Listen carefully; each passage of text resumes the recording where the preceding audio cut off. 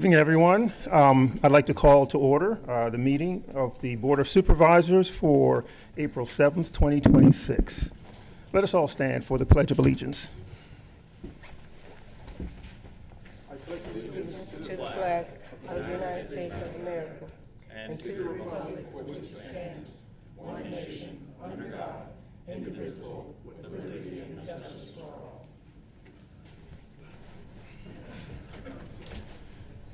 Good to see everyone. As you all can see from the agenda, we have a full agenda today. So we're going to be as expeditious as we can, but as thorough as we can. Item number 3 on the agenda, the approval of the minutes. The approval of the February 17th, 2026 workshop meeting, the March 3rd business meeting, and the March 10th workshop meeting. Do I have a motion to approve the minutes? So moved. Do I have a second? I second. Any discussion? All those in favor, please signify by saying aye. Aye. All those opposed have the same right. The ayes have it, and the minutes have been approved. Item number 4. It gives us on the board great pleasure to issue a proclamation today to Lamonti Banquet and Catering. Many of us attended the open house, and it was just fabulous. As I said, I was disappointed that I couldn't stay for most of the food, so I'm going to have to make that up at some point. So leading us in the proclamation is Supervisor Lindsay and Supervisor Thompson. Board, if you would all step down in front with us, please.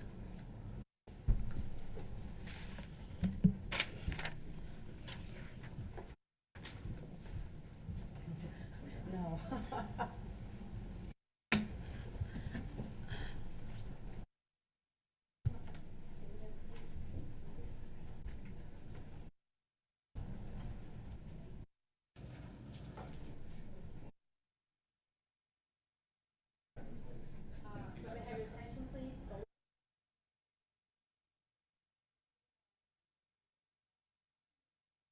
Whereas in August 2025,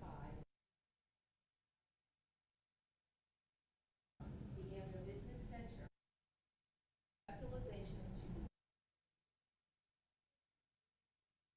located at 95 Shannon Drive. Whereas this $2 million venture reflects their commitment to entrepreneurship, community development, and investment in offering a premier destination for events, celebration, and culinary excellence. Whereas this versatile facility can host both small-scale private events as well as larger public celebrations with a building occupancy of 250, and the expansive rental services can include catering, liquor services, a full sound system, and a dedicated area for entertainment.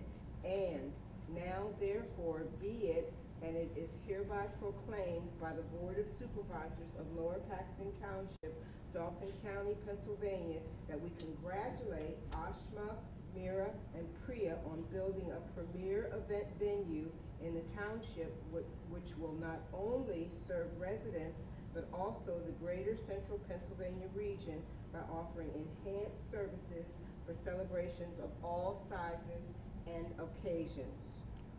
With this said, the board would like to welcome you and thank you for choosing Lower Paxton Township to have your venue there. And kudos to the women that started this. I was a small business. So good for you, and you have the men standing behind you to keep pushing you. Thank you. Yeah. Thank you so much.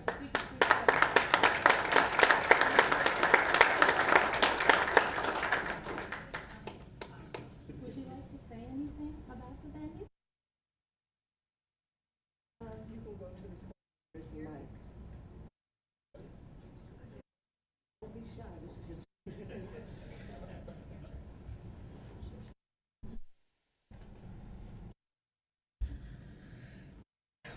Hi, I'm Asma from Lamonti Banquet and Catering. We just opened on February 14th, and we welcome everyone for their like small or big, whatever kind of event they want to host. Yeah, we also have like outside catering, or if you really like Nepali or Indian food, then we have in-house catering as well. Please visit us, and we do have our website as well. Please check it out on Google as well. Thank you so much.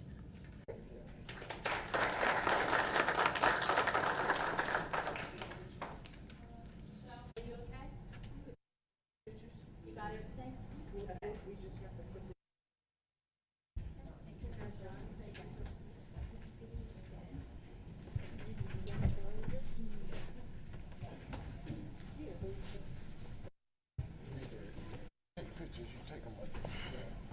Okay, well, that was a lot of fun. Item 5 on the agenda is the public hearing on ordinance 2026-01, creating the Lower Paxton Township official map. It is also listed under item 9A of the agenda, an action to adopt the ordinance as well.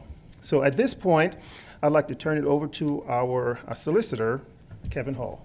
Thank you, Mr. Chair. For the public comment, public meeting.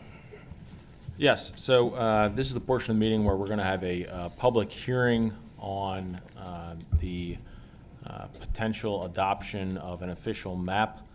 I just want to kind of go over an outline of the procedures that we're going to follow for the benefit of the public, also for any board members who haven't been through this before.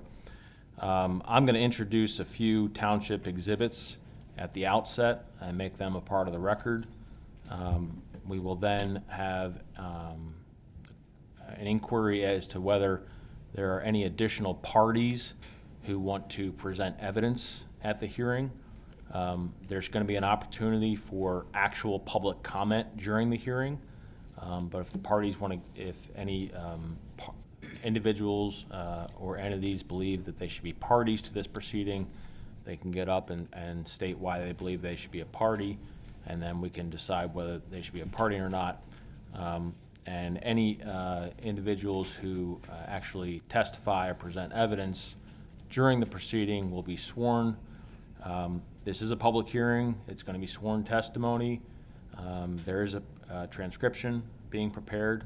We have a court reporter here with us tonight. Then we'll kick it off to a presentation of information by township witnesses. We have representatives from Michael Black here tonight. If there are any other parties, we'll allow cross-examination of those witnesses, and then we'll allow testimony by any additional parties. The board will also be permitted to question any of the individuals who testify or present evidence. After all the initial evidence and testimony is presented and the information is presented before the board, we will then allow for public comment. This is not a question and answer session, so the public will have an opportunity to give their 5 minutes of public comment, and then you'll be asked to sit down. After everyone has had an opportunity for public comment, we will then allow any of the parties, including the township, to provide any additional testimony, evidence, information. The board can then ask any additional questions it may have based upon the additional information presented, and then we'll close the hearing. Does the board have any questions based upon what I've outlined? All right. If not, first thing I want to do is introduce a number of what we'll call township exhibits. Township Exhibit 1 is going to be the affidavit of publication indicating that the notice of public hearing adoption of the Lower Paxton Township official map was published on 2 different dates, March 12th and March 19th, 2026. We'll call that Township Exhibit 1. Township Exhibit 2 will be a 4-page document, which is the actual proposed township map, which has been on public display both on the internet and then here at the township. And then Township Exhibit 3 will be the proposed ordinance, which has been available at the township based upon the notice. With that, I understand we have some representatives from Michael Black. They want to come forward. Or Michael Baker, excuse me. If I said Michael Black earlier, I apologize. That's okay. I wear the shirt and everybody calls me Michael Baker. Good evening. My name is Steve Thomas. I'm a project manager and community planner with Michael Baker International. And Mr. Thomas, if you want to pause there. At this point, what I'll ask, are there any additional entities or individuals who would like to become parties and present evidence or testimony at this hearing? Seeing none, why don't we have anyone who's going to testify or present evidence on behalf of Michael Baker or the township be sworn? You said your name is Steve. Thomas. Do you swear affirm the testimony you're about to give is the truth, the whole truth, nothing but the truth? I do. And then is your colleague going to present evidence as well? Yes, he will. Okay, well, why don't we have him sworn? Good evening, Ben Warner, Transportation Planner with Michael Baker International. I do. Mr. Gossard, I assume that's it on behalf of the township? All right. You may proceed. Okay. Thank you. So yes, as many of you know, we were retained back in January of this year to help the township prepare an official map in support of both the municipal comprehensive plan as well as the active transportation plan that had also been recently adopted. And so we put together the documents that are presented here this evening. Over my left shoulder are a series of maps. And what we've done is we've displayed the information on the three maps so you can see more clearly the bike and trail network, the road improvements, as well as the considerations for future public land. For those who are not official, maybe in the know on this, the official map is outlined in the municipality's planning code, section 400, and it gives the township the opportunity to identify future improvements or needs as the township continues to grow and they realize that there may be opportunities for community connections and safer transitions across the municipality. So over the last couple of weeks, then we helped prepare these documents in addition to the ordinance that's available here before you as well. We did run a 45-day comment period that started on February 16th and concluded on April 2nd. I want to thank the township staff for helping to prepare an online public comment tool that we definitely took into consideration. Some edits have been made and some revisions and really helped to create a community official map. There was a lot of great input from a number of parties in the planning process. And so what we have here tonight is the final versions for your consideration. I'm happy to answer any questions or if there's any points of clarification, I'll take his lead. Sure. Is there any questions from the board? I have a question. At the last meeting, one or two residents, one in particular, was speaking vehemently opposed to a trail or a proposed trail 20, 30 years down the road running across his property. I understand that that has been removed, and could you just explain a little bit about the criteria that when someone does make an objection, how do you decide to either withhold that particular trail or say, no, we're going to leave it there? How was that decision made? Just going to make a quick note so I don't forget anything. Right, so when we established the initial connections, we were looking at community connections across the township. And through the public feedback process, we started to gain some more insight that we, as the consulting team and maybe even the Board of Supervisors, didn't have about maybe future intents of properties, maybe future opportunities. And so just for clarification, for the official map to be triggered, it would come in when a property is up for being developed. It would not come in when a property is being conveyed. It would be rather when it would be developed in the future or built upon. And so we were informed that some of the properties that we had identified as like, okay, these might be really good connections between transit opportunities, high density residential areas. Some of those areas came to us and said, look, it's really not something that we're looking to sell or develop our property anytime in the future. So we were able to realign some of those connections and remove some of those properties under consideration.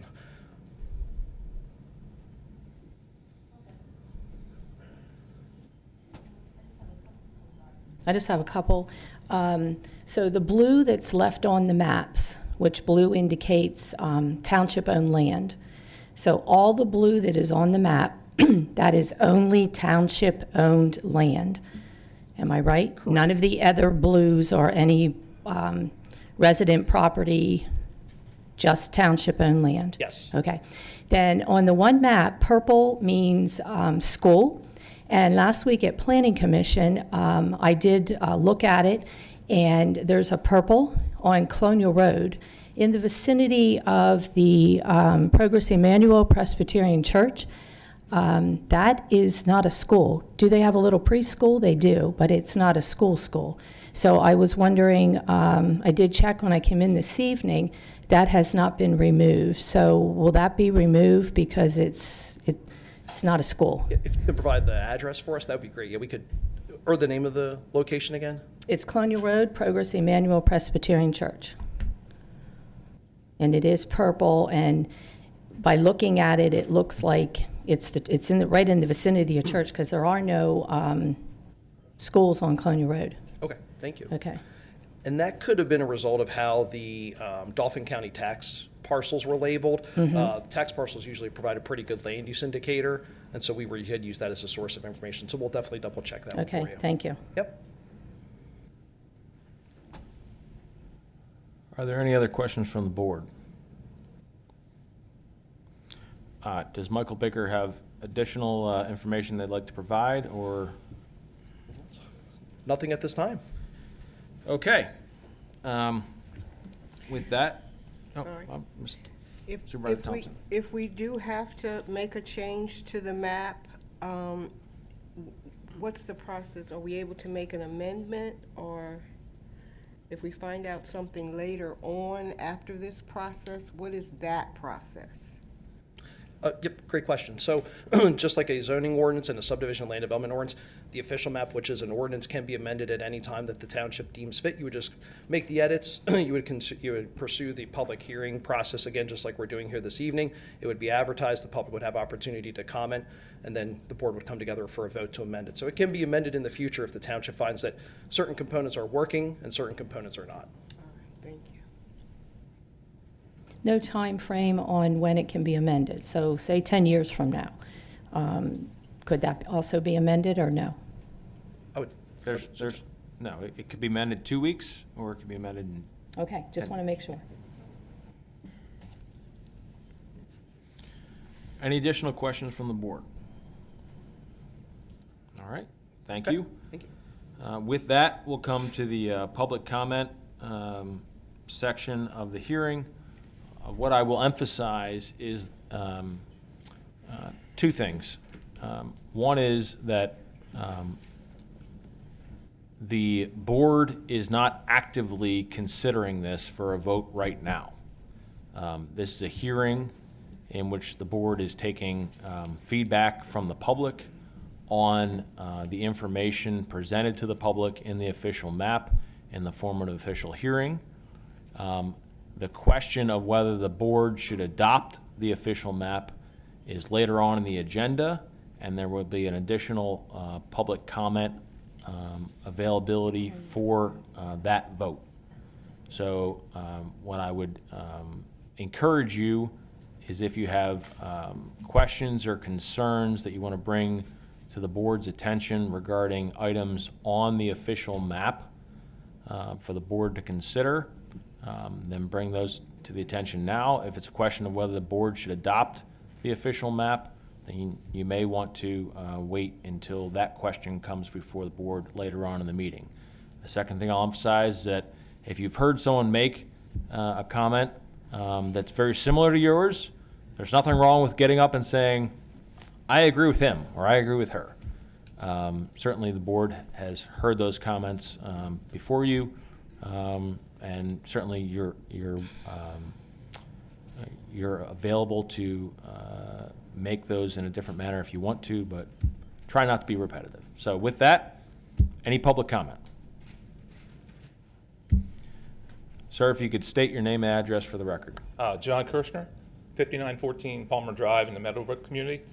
Mr. Chairman, members of the board, being a professional planner and a local businessman that has the opportunity to do business in the township from time to time. I took interest in the township's effort to pursue the official map as a tool in furthering the objectives, goals, and objectives of the comp plan that was adopted last year. So we commend the township for taking those steps.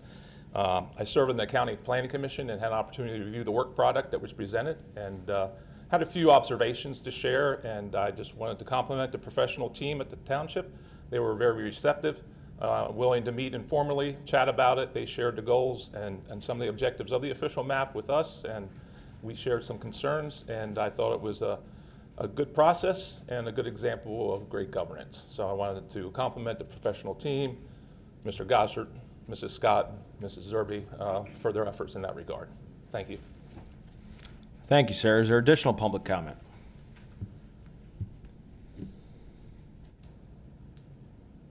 Any additional public comment?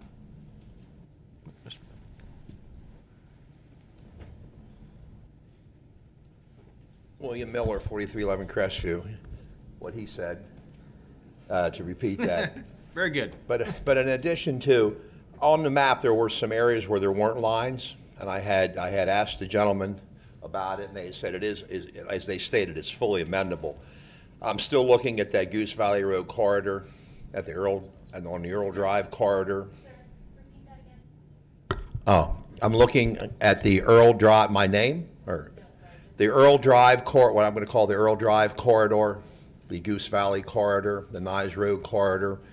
We're lacking a lot of east, west, north, south pathways for both ambulation and for people to bike.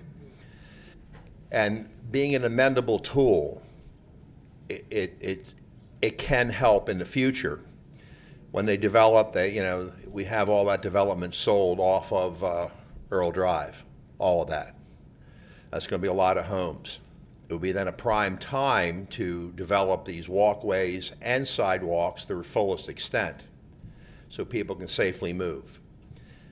I can mention other things later, but this plan is an excellent plan, and it's going to allow a lot of flexibility in the future, but we'd have to keep an eye on it to make sure that the developers or whomever has these parcels is putting in the sidewalks and that they're graded and the elevations are right to include these pathways and walkways. I would like to have seen lines on Goose Valley, but in areas you just can't do a sidewalk now. But that's just some small holes that here and there. A lot of usable space there, same thing on Earl Drive, and in bits and pieces.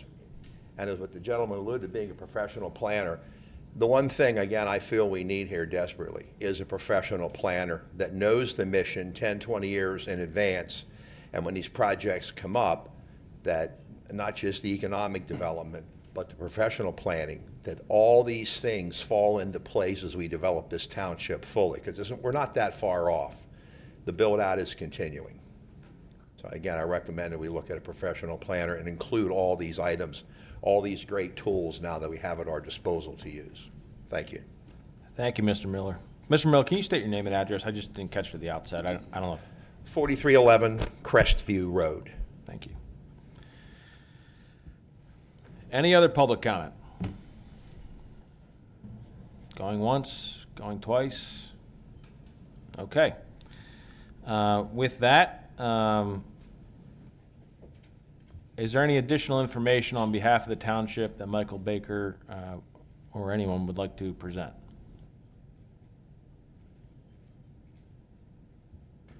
If the answer is no, that's fine. Okay. All right, with that, we will close the hearing, and we can move on to the rest of the meeting, Mr. Chair. Awesome. Thank you, Mr. Hall. Again, let me just say that, this has been an iterative process. The feedback from the public is very, very important. We need to hear from you when issues like this come before us. So thank you for those who presented. Thank you for your comments and your feedback, not just today, but over the last several weeks. Thank you very much for that. As was said, there is an ordinance that we are going to be proposing to adopt. And there will be another opportunity for public comment. So item number 6 on the agenda, chair and board comments. Let me just say that I had the privilege with Supervisor Lindsay and Mr. Gosser to speak on behalf of the township at the Greater Harrisburg Association of Realtors, to talk about the township, talk about a lot of the great things that we're doing here. I always get excited and just enjoy that process because the word, needs to get out more and more about the great folks, the great citizens in the township, and the incredible work that we're doing, our great staff, and that we are progressing in a lot of different areas. So just wanted to share that with you. Excited to always represent the township and speak on behalf of the township. Other board and supervisor comments? If I may, like I said, John said we were at the meet and greet with them this morning. Again, I do this all the time. I know it's been about 2 or 3 years, but I want to thank the Greater Harrisburg Area Realtors Association for partnering with us, for collaborating with us.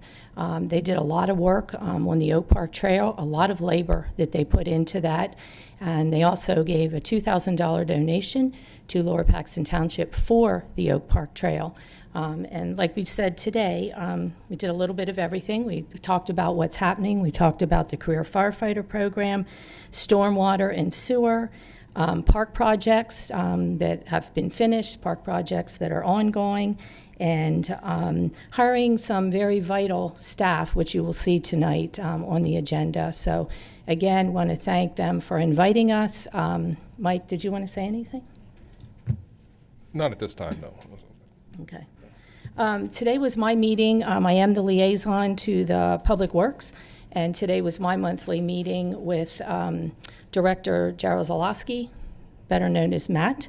We discussed the compost facility, and we will be setting up a meeting to meet with the Hodges Heights residents to let them know what our first step is to take care of the Hodges Heights with the compost pile. So we will be getting that out as soon as we can get a meeting to meet with the residents.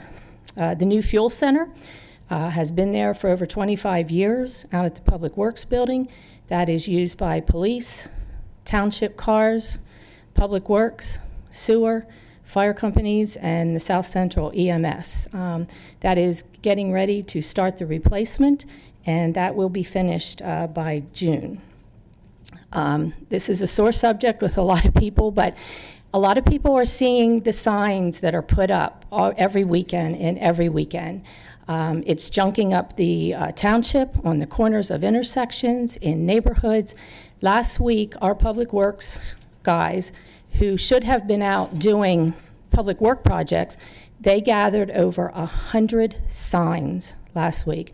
So I am asking, please, if you put signs up for your business that weekend, if you're putting signs up for craft shows, would you please, Sunday night or Monday morning, would you please go and take those signs down? We're trying to keep a beautification here in Lower Paxton Township, and with all the junk signs, they're blowing, they get wet, they fall down. So please, if you are putting them up, you're listening tonight, we would really appreciate if you could get them down. We have a new staff structure out at Public Works because we're going to be we already did, put the sewer and the Public Works together. And Matt and I talked, and that structure is working. We hired a deputy director of Public Works and a deputy director of sewer. And that staff is definitely working, and they're doing great jobs. We discussed about the sewer projects and the stormwater projects that are going on. Also, we had the meeting with PennDOT a month ago, and it's proven to be a good collaboration with the PennDOT. I want to thank PennDOT for taking the time to meet with us, for bringing everybody that they did, because now our staff is able to do a one-on-one with the PennDOT, and very much appreciated. So thank you. Thank you, Supervisor Lindsay. Any other board comments? Yes, Chair, I got a comment. I received it just now, actually, a letter from a family here in the area, and I'd like to read this letter, if you don't mind. Dear Dr. Stewart, we are writing with the wonderful news that Caden their son, successfully completed his Eagle Scout Board of Review on January 21st, 2026, and has officially earned the rank of Eagle Scout with Troop 36 of the New Birth of Freedom Council, chartered by St. Margaret Mary Church. We wanted you to be among the first to know because the achievement simply would not have been possible without the HPAL organization. You saw the project from beginning to end. You know the work that Caden put in, the volunteering he organized, and the care he brought to every detail of the landscaping and beautification of the HPAL building. Your willingness to sponsor the project, to invent the trust in Caden, and to open the doors of HPAL to him made all the difference. We are so grateful. Caden is also a 2-time Penn Live Diver of the Year, placed 4th in the PIAA Class 2A State Diving Championships, and will attend Bucknell University this fall studying chemical engineering. But earning Eagle Scout, though, through a project that gave back to HPAL stands in his category all on its own.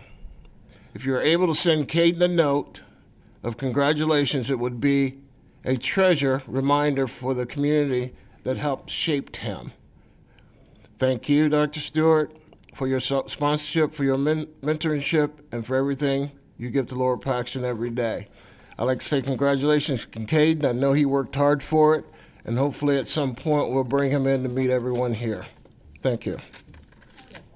Thank you so Yeah. much. Supervisor Stewart. Mr. Supervisor Stewart, we always like to bring them in and give them a proclamation. So if you could, with Mike, Shelley, John, set up a time that he can come in and then we can give him a proclamation. I'm going to be giving one. It's a family friend to Nicholas Azzato on April the 16th. So I just think you should Okay. bring him in and, let him get recognized here. Will do. That was my thought, that we do that. Thanks. And my little reaction there was because I'm a Bucknell grad, and Supervisor Scheib is a Bucknell grad as well, so I just couldn't help myself. Awesome. Thank you for that. All right, let's move on to item, I'm sorry? Any other board comments? Yes, happens to be. I have 2 comments.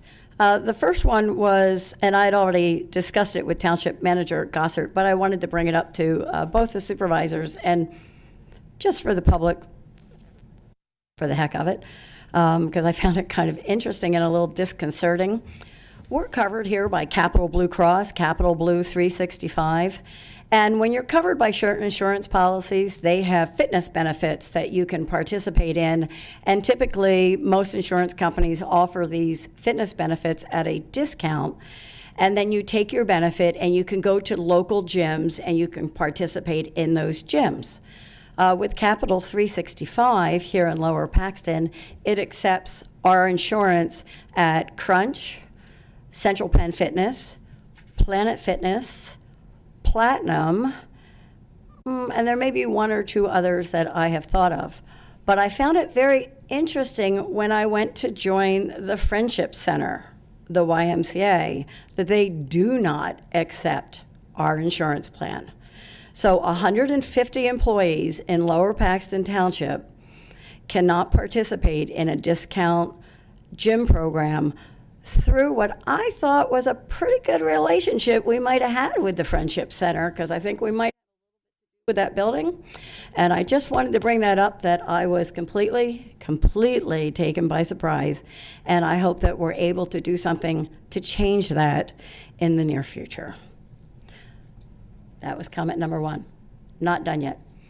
Comment number 2 is a little more serious, because I take this very serious. Over the last several weeks, there have been public comment that have accused us, essentially, of violating the Sunshine Act. There's been words including lack of transparency, 4 members meeting in secret and leaving 1 out, decisions were being made behind closed doors that the public was not being aware of. And the reason I'm saying I take this very seriously is one of the things I ran on in my campaign is the ability for this Board of Supervisors to conduct its business in public. And anyone that stands at that podium and accuses any of us, but myself in particular, of intentionally violating the law in this manner, I find very disconcerting. So instead of coming up to the public podium with vague accusations and allegations, let me give you just a little bit of guidance and education on what should be done if you do truly feel your government officials have violated the Sunshine Act. 1, as I did last year, write a letter of complaint to this board. Address it to the chair, Mr. John Campbell. Tell him when you think it occurred and why you think it occurred, and that you are disappointed that it may have occurred. And trust me, you will get a letter back from this Board of Supervisors that clearly explains what may or may not have occurred based on your complaint. Item number 2, if you feel an egregious violation of this law has been done by this Board of Supervisors, you file a complaint with the Court of Common Pleas. We will defend ourselves, but we will have to defend ourselves and our decisions to meet very publicly. Feel free to do that. Please hold us accountable for what you feel is happening here. And the third thing is, if you don't understand what happened and you feel vaguely that maybe something may have occurred that you missed because we may or may not have met and you weren't aware of it, email me. My email is kscheib@lowerpaxton-pa.gov. I will be glad to enter into an exchange with you as long as it's not an anonymous email. I will be more than happy to research what happened, to tell you who met, to tell you what was discussed, to tell you why it was legal. And trust me, if it was not legal, I will bring it to my colleagues and to this board in public. Please stop making these public statements of accusations that are not accurate, that disrupt our business, that cause the general public to question our integrity. I personally will not have it, and you, the public, should not stand for it. That's my comment. Thank you. Thank you, Supervisor Scheib. Any other board comment? I would like to make a comment. With regards to contacting us, if you're going to reach out to us, please don't do it anonymously. I have gotten mail at this township building, and I've gotten mail at my home, and I can't do anything with it because it's never signed. It shares a problem, it shares an issue, but there's nothing I can do with it because the person does it anonymously. So there's nothing I can do with it because I don't have anybody to reach out to. So if you're going to reach out to us about an issue, please sign your name and provide a way to reach you. Thank you, Supervisor Thompson. Any other board comments? Okay, great. All right, so item number 7, manager's report. Mr. Gossard. Yeah, just real quick. This evening, I know this agenda is long and there's a lot of items on it, but it does accomplish 3 of the top 5 issues or priorities that the township supervisors placed on me. That's quite an accomplishment, I believe, from when I received it to when we were actually getting it done. And I was told that speed was of the essence. So you see some hirings on here this evening. You see the replacement of a solicitor this evening. those are all priorities that I endeavored on and moved very quickly with under the direction of the board. So thank you.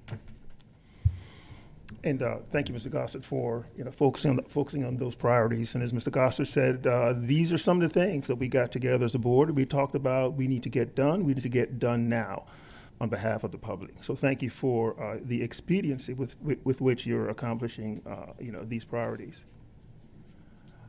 Item number 8, planning and zoning presentation, improvement guarantees. Mr. Gossett. Yes, this evening there are several improvement guarantees. I am going to place all of them but one underneath one motion, and I will remove one because a board member has to abstain from it. But beginning with Sheets Store number 412 is requesting an extension as their improvement guarantee has not been completed, and need more time to complete the as-built plans and need to submit to HRG. They received a reduction for their financials in May 2025. 1951 Parkway West requesting an extension as their improvement guarantee has not been completed and need more time to complete their items as they are completing this project themselves and were not able to complete these items this year. They were established in April 2024. Autumn Ridge Phase 4 requesting an extension as their improvement guarantee still has not been completed and still need time to complete basin conversions, application of wearing course, landscaping work, and sidewalks. They were established in April of 2024. 6753 Jonestown Road requesting an extension as their improvement guarantee has not been completed and need more time to complete this as-built plans that need to be submitted to HRG. They received a reduction for their financials in December 2025. 3990 Sunset Road established a new stormwater management plan for a swimming pool. Meadows parking lot extension or expansion requesting a release as they are no longer wishing to move forward with this project as the financials for the project were too high. Devon Woods requesting a release of their improvement guarantee as complete and all items with HRG has been satisfied. And CD East Middle School Track requesting a release as their improvement guarantee is complete and all items with HRG have been satisfied. There is one more that I will read as soon as these get approved here. So. Okay, thank you, Mr. Gossett. Do I have a motion to accept the improvement guarantees as just read by Mr. Gossett? So moved. Thank you. Do I have a second? Second. Okay. Any discussion? Okay, all in favor, please signify by saying aye. Aye. All those opposed, nay. Ayes have it. They have been approved. Okay, final one is Shadebrook Phase 1 requesting a release as their improvement guarantee is complete and all items with HRG have been satisfied. Great, thank you. Do I have a motion to approve the improvement guarantees as read by Mr. Gossett? So moved. Thank you. Do I have a second? I second. Okay. All those in favor, please signify by saying aye. Aye. Any nays? Any abstentions? Yes, I will be abstaining and have to write a letter to the board and to the residents why I am abstaining. To the residents of Lower Paxton Township Board of Supervisors, I will be abstaining from the voting on improvement guarantee Shadebrook release on April 7th, 2026. The reason for abstaining from voting on the improvement guarantee is I am a resident of Shadebrook Union Station. I have always abstained from voting on anything that comes before this board in Shadebrook Union Station. Robin Lindsay. This is Okay. for the record. The motion passes. On to item number 9, number 9A. Now, this is the action to adopt the ordinance 2026-01, creating the Lower Paxton Township official map in accordance with Article 4 of the PA Municipalities Planning Code. So we had the public hearing, and now we are up to vote on the ordinance. Do I have a motion? Mr. Chairman, I make a motion to adopt ordinance 2026-01, creating the Lower Paxton Township official map in accordance with Article 4 of the Pennsylvania Municipal Planning Code, -MPC. Okay, do I have a second? I second.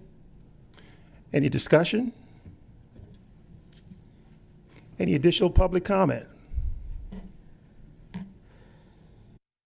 Okay, Ms. Smith, if we can do a voice vote on this as well?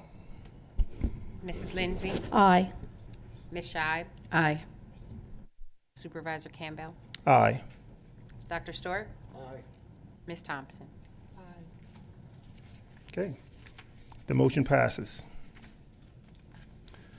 Item number 9B, approval to hire Neha Ahuja as Human Resource Manager. Mr. Gossard?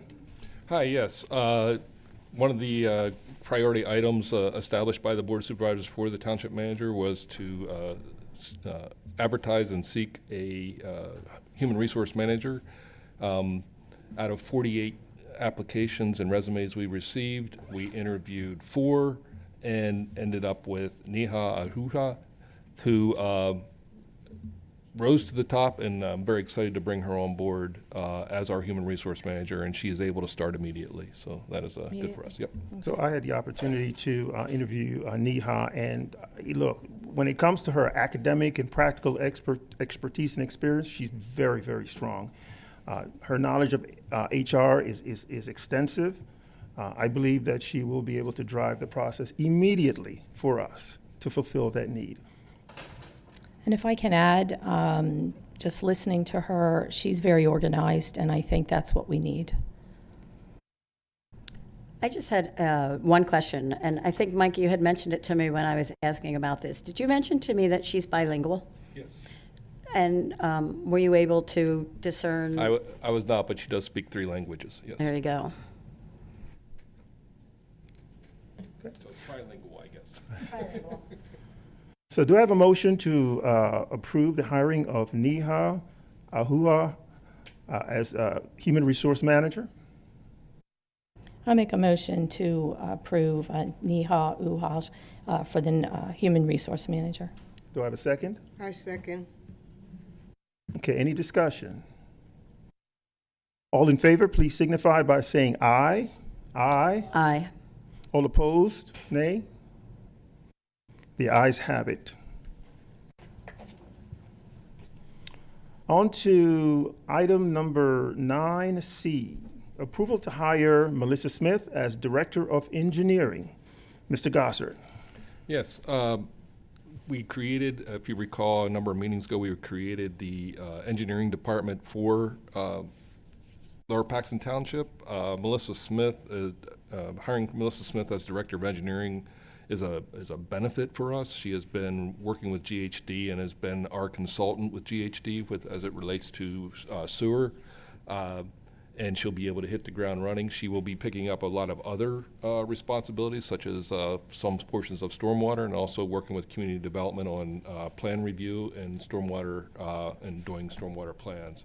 We're very excited to bring her on board and begin that process of developing an engineering department in the township that will eventually grow and do a number of different things, to include inspections and categorizing and classifying our roads so that we can start the process of asset management and making sure that all of our infrastructure is rated and up to speed. So, and creating that capital improvement plan to work on all of the improvements that need to be done. Thank you, Mr. Gossard. I'd like to entertain a motion to approve the hiring of Melissa Smith as Director of Engineering. Do I have a motion? So moved.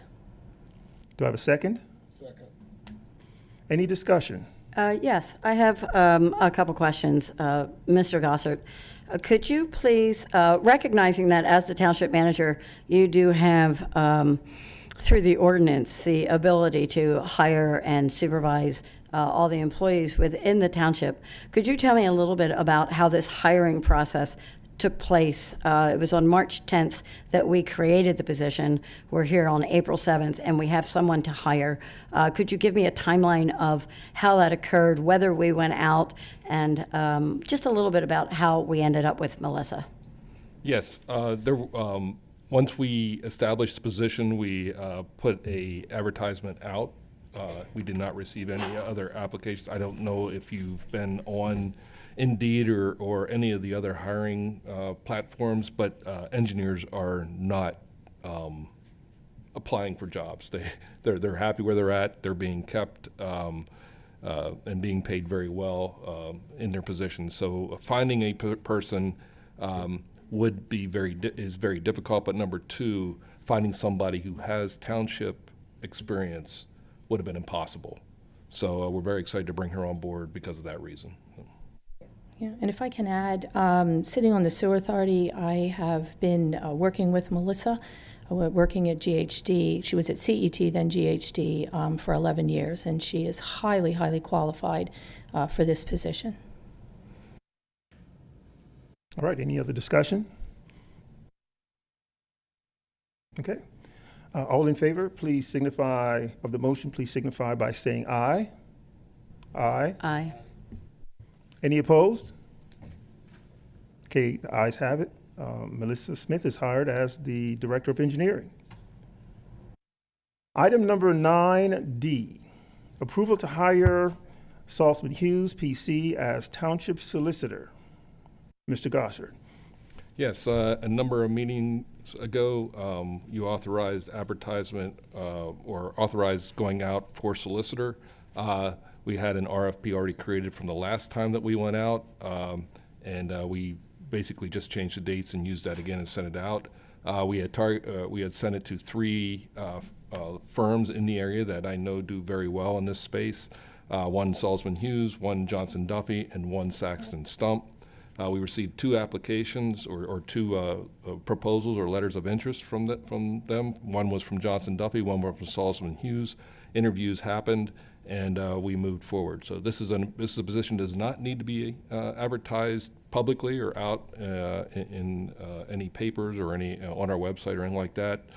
This is a what is called a professional service, and just like hiring a municipal engineering company or anything like that, that is not required for public advertisement or public pervasive solicitation. So, thank you, Mr. Gossard.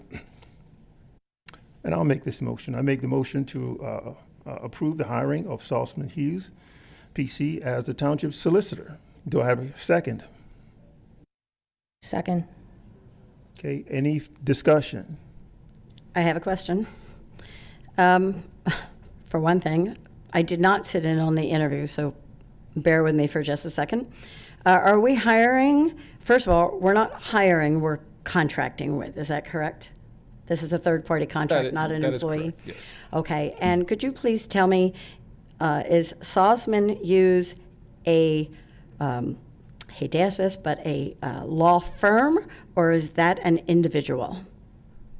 That is a law firm, and they do have a very, very deep bench.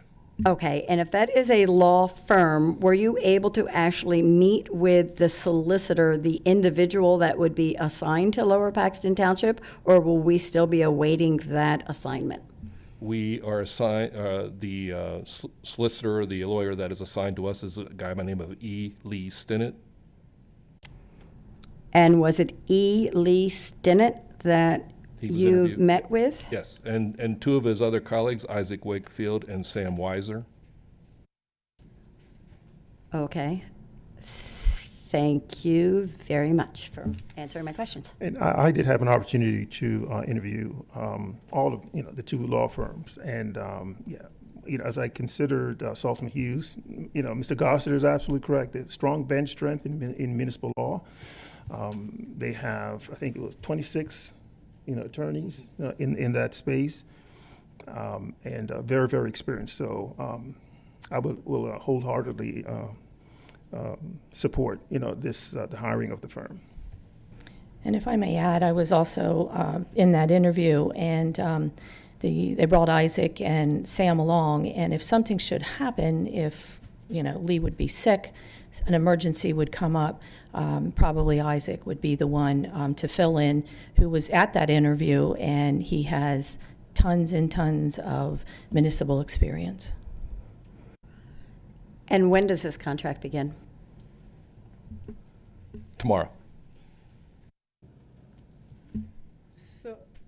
question.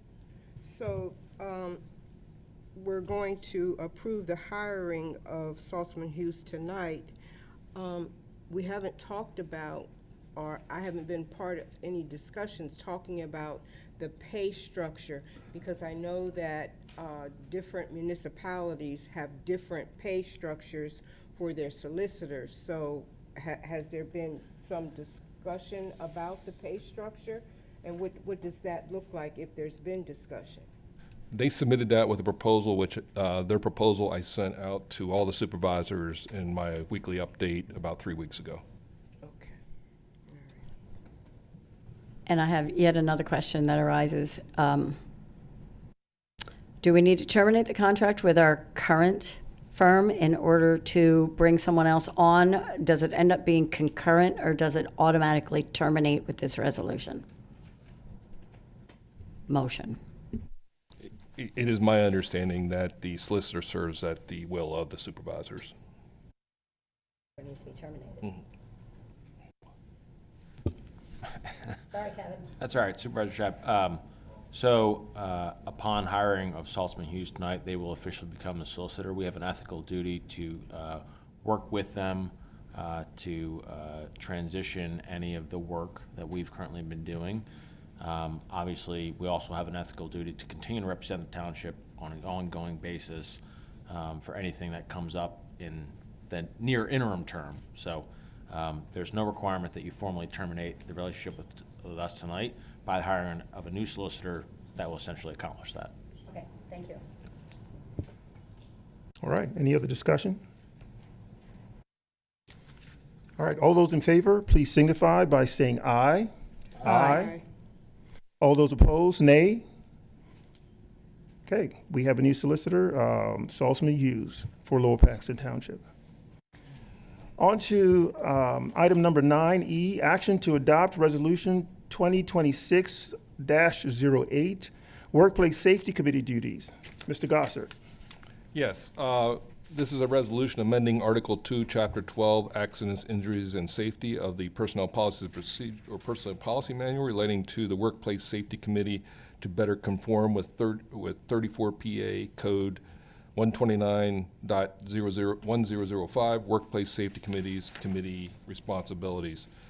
This is just to update the language per the new, for the changes to the PA code and establishing a workplace safety committee. Right now, just a simple thing is that it's currently called underneath the current resolution, the Employee Safety Committee. We have to, just a simple change to make it the Workplace Safety Committee, so. Okay, and Mr. Gossard, this is employees in the township that That's sit correct. on the Yes, committee. it is Okay, great. it is a Thank you. committee of the employees in the township. Thank That's you. correct. Thank you, Mr. Gossard. Do I have a motion to adopt resolution 2026-08, Workplace Safety Committee duties? So moved. Thank you, Supervisor Stewart. Do I have a second? A second. Thank you, Supervisor Shive. Any discussion? Okay, all those in favor, please signify by saying aye. Aye. Those opposed, nay. Okay, the ayes have it, the motion passes. Item number 9F, action to adopt resolution 2026-09, establishing signatory authority for the PennDOT Crash Information Tool Electronic Access Agreement. Mr. Gossard. Yes, this is just a standard execution of an agreement for us to make the person responsible for collecting all that data, so. Okay, thank you. Do I have a motion to adopt the resolution? So moved. Thank you. Do I have a second? Second. Any discussion? All those in favor, please signify by saying aye. Aye. All those opposed, nay. Ayes have it, the motion passes.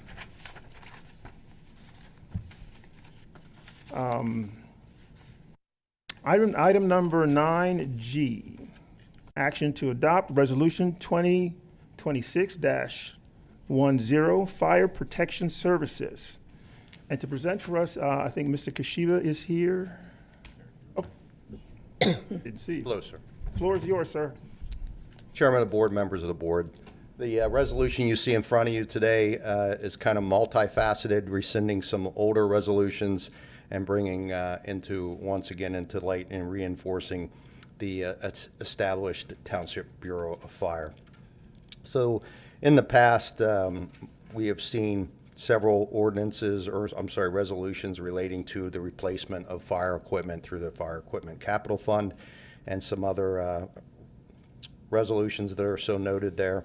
The list of those is not very extensive, but essentially does the same thing, and it talks about replacement of certain number of fire apparatus and the maintenance of some apparatus. And so what this resolution does is kind of clear everything up now that we are under and the township has adopted the Bureau of Fire as the primary fire protection services, with myself and the deputy fire chief as the head and professional leaders of that organization.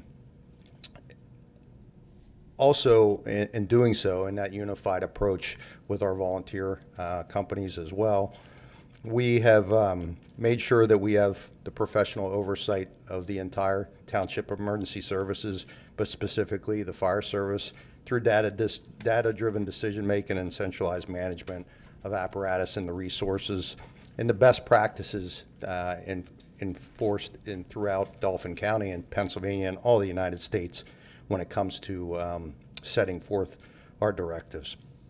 So again, this resolution is rescinding the prior resolutions 9619, 9710, 9920, 0911, and 2021-17.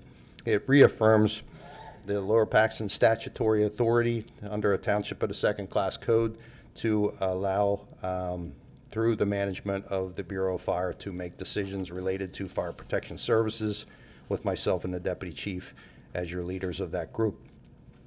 Also, under the Apparatus Equipment Management Authority, Section 4, it moves on to talk about we, as an organization, your Director of Public Safety, that being myself, the Deputy Chief Graham, the Township Administration policies set forth, and the budgets approved, we're authorized to manage and oversee operational decisions when it comes to specific fire-related equipment.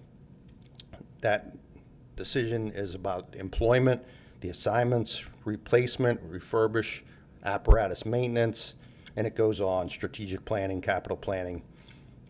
Ultimately, also the Bureau of Fire has the authority to oversee the deployment of all those apparatus and throughout the township. So essentially what we're doing here is reaffirming many things, but rescinding some of those older resolutions and showing that now moving forward you have a Bureau of Fire that is led by two professionals, actually multiple professionals, and you will consider those decisions when replacing, altering, maintaining, and all those other things as the township leadership to move forward with any kind of decisions made revolving, especially around apparatus and operational needs.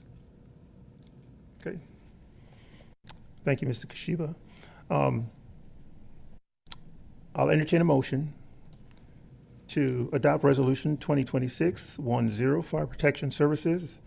Do I have a motion? So moved. Thank you. Is there a second? I second. Thank you. Any discussion?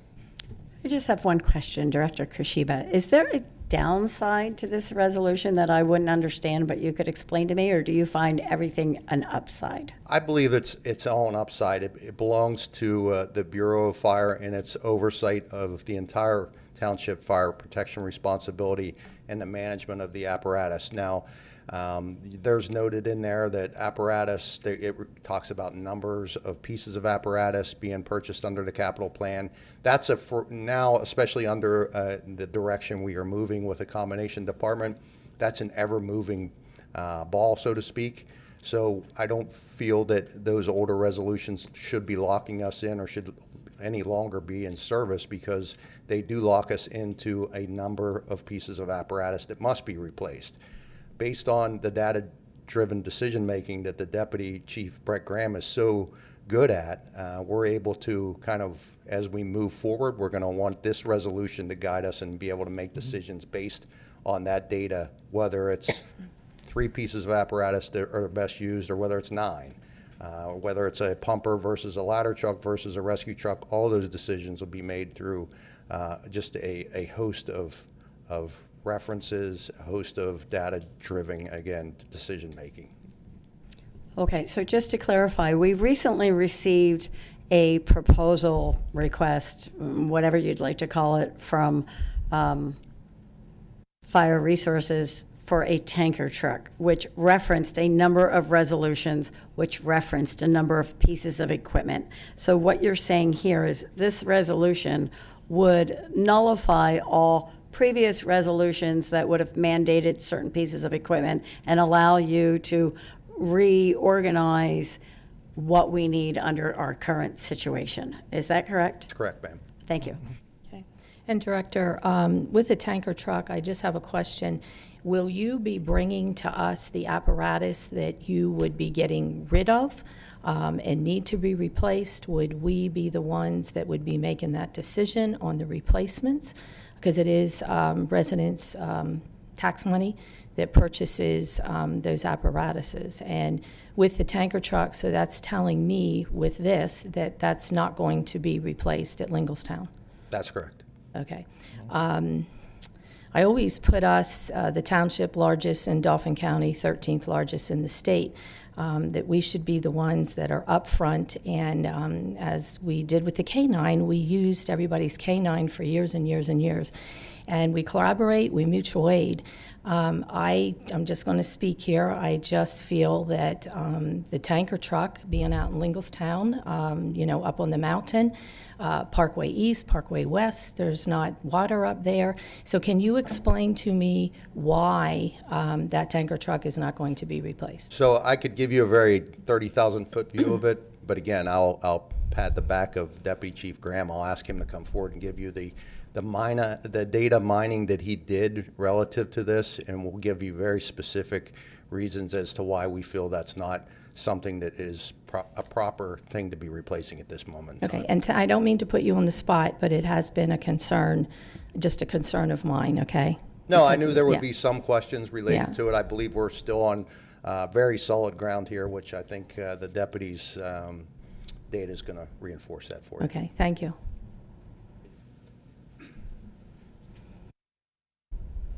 Good evening. So we had a pretty lengthy meeting with the manager, the public safety liaison, and the individuals that were representing the Linglestown Fire Company to discuss this very topic. When we look at specifically when the tanker was involved in an accident, we had kind of looked at that previous to that when we replaced the 3 pumpers and realized that there's going to come a point in time, and even the folks at Linglestown agreed that there would become a point in time when that piece would no longer be necessary in the township as we continue to grow and the water infrastructure continues to expand. Since I've been here in the 3.5 years, we've added considerable amount of fire hydrants to our infrastructure, and as you know, there's plans to continue to add additional fire hydrants as things go along. As we stand today, just so you're aware, we carry 1,500 feet of large diameter hose, or the 5-inch supply hose, that we would connect to a fire hydrant on each one of our fire trucks.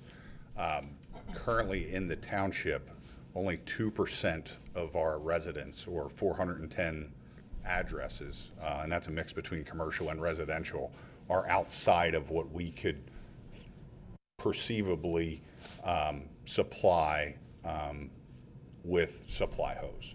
And in most cases, in those situations, we would do what we call a relay pump anywhere, where we use multiple pumpers to connect to a fire hydrant and create a sustainable water supply. So our goal at the end of the day is always to be attached to a fire hydrant so we have a sustainable, uninterrupted water supply. When you start using mobile water like tankers and things like that, there's always the opportunity where something's in a vehicle accident or there's some sort of a breakdown in that supply. So again, not to say that we wouldn't use it, but it's very few and far between when we do. That said, when we looked at the data with the tanker when it was involved in the catastrophic accident, it averages about 60 calls a year.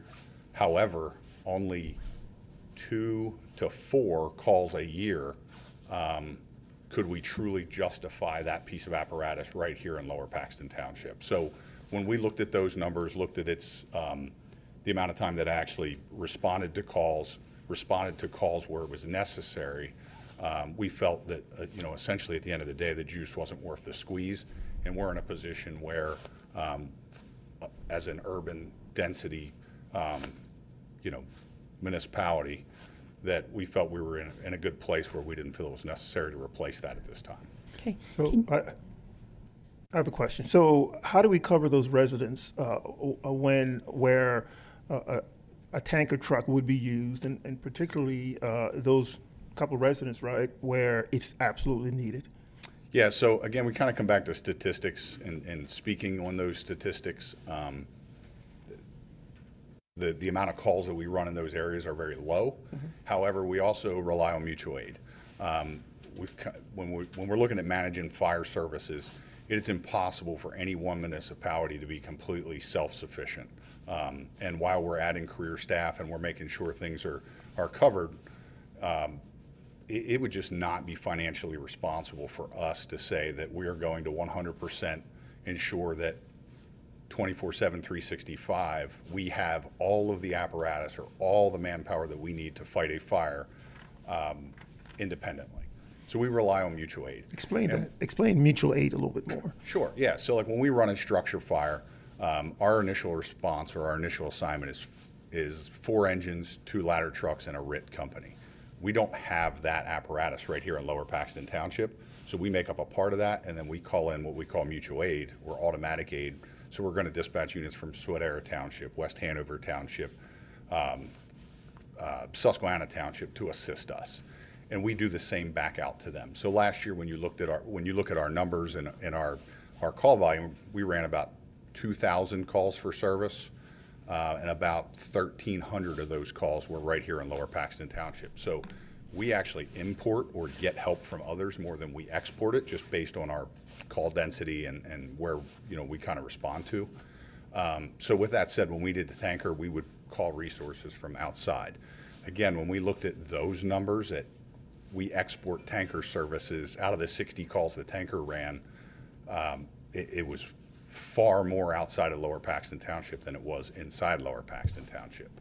And even when I looked and drilled down to the areas where we used a tanker or could have conceivably used a tanker, most of the time our mutual aid tankers actually arrived before our own tanker because we prioritize the rigs that go out the door based on our staffing. So I would expect that when we get a structure fire that we're going to take a pumper truck before we take the tanker because of its capabilities. So that means we then have to rely on other staff to come and get the tanker. So when you look at what that turnout time is, or that time from its dispatch to the time it responds, oftentimes our mutual aid will actually get there quicker. So again, when I look at the totality of the circumstances and we look at the data and look at, is this piece something that we need to replace? We just didn't think that it was the optimal financial move for us at this point in time, or a necessity based on, our other resources. The other thing that I take into account when I look at that is response times, and that's something that the drum we've kind of beat for a while, and how we ended up kind of down the road of career staff is the best thing that we can do for our residents is to respond quickly and get there and mitigate their problem as fast as possible. Again, when we look at the science behind firefighting, fire grows exponentially every minute or every 30 seconds. It's doubling in size. So the quicker that we can get resources there, the quicker we can put the fire out, the quicker the problem goes away. So we want to focus our energy on getting the fire trucks out the door quickly and getting an engine there and getting water on the fire as fast as possible in hopes that we don't need a tanker because we're going to take care of the problem with the initial booster tank of water. So again, are there times when it is far advanced before somebody calls, things like that, where we'll need to rely on our mutual aid partners? Absolutely. But again, I think we're in a really great position. I used St. Thomas Roasters the other day as a great example. The fire truck coming out of Lingelstown that day was on scene within a minute and a half of being dispatched. That unit that day happened to be a combination of a Lingelstown volunteer driver with 2 career staff, but we were on scene in a minute and a half, and they were able to mitigate that emergency before it got outside of the roaster and created, more damage for that resident. At the same time, we responded to an apartment fire in Pennswoods Apartments. Again, had an active fire in a bedroom. We were there within 4 minutes and kept it within the room of origin. So to me, that's a win. That's what we're looking to do. That's where we're placing our efforts. And I think we're doing a really great job with our mix of career and volunteer. Again, when looking at the totality of the circumstances, we just felt that this isn't a resource that we need to do. So you're not going to replace the tanker. Are you going to be purchasing another piece of apparatus? So, I mean, not the tanker, but another piece of apparatus. Sure, yeah, and the previous resolutions that we talked about mentioned 9 pieces of apparatus. We could argue or look at things as we go along. We don't know that 9 is always going to be that number. But even with that said, we ordered 3 new pumpers, and we actually took another engine out of service at Colonial Park and realigned the engine from Paxtonia over to there. Once the new pumpers come, we're actually going to keep an extra pumper as a reserve unit. And that's because what we've seen is, with our call volume continuing to rise, with our preventative maintenance schedule to keep apparatus safe and on the road, with the size of our township, we need to have those extra units or have that extra piece of apparatus to slide in and keep units in service. So yes, we're going to, in the long term, we're going to keep an extra piece of apparatus as a backup. And what house will that be at? Which firehouse? That really hasn't been decided as Okay. far as kind of where it's going to be housed. Right now, it's in service all the time. It's actually currently running as engine 35, while theirs is in, New Holland, getting preventative maintenance and a couple repairs made. Okay, thank you. And while I have you at the podium, would it be possible to forward your monthly report to Mr. Gosher so they could put it in our packets? I do read it on the Facebook page, but I would like to have it in my packet. Absolutely. Okay, thank you very Yep, much. no problem. Excuse me, Deputy Chief. I just want to say, if you can, your report that I read, could you share that with the board? The one that I gave you a copy of from Yes, Yes, yes. absolutely. Yes, I think you did an excellent job in that. The data was unbelievable, and I went to check it. That's a Drexel thing, and it's right on the money. So I appreciate the work that you put into that, and you and Director Shiba's doing great work. I appreciate Keep it it. up. Thank you. Thank you. Great, thank you, Deputy Chief Graham. For this one, I'd like to open it up for any public comments. Any public comments on this? On this item? No. This is not general public comment. We're still on this specific item. Okay, all right, hearing none. All those in favor of adopting Resolution 2026-10, Fire Protection Services, please signify by saying aye. Aye. Aye. Aye. Any opposed? Okay, ayes have it. The motion has passed. The next item is item number 9H. Okay, action to adopt Resolution 2026-11, authorizing the execution of a finance agreement with Santander Bank for 5 police vehicles. Mr. Gossard. Yes, we went out to find banks that would lease to us.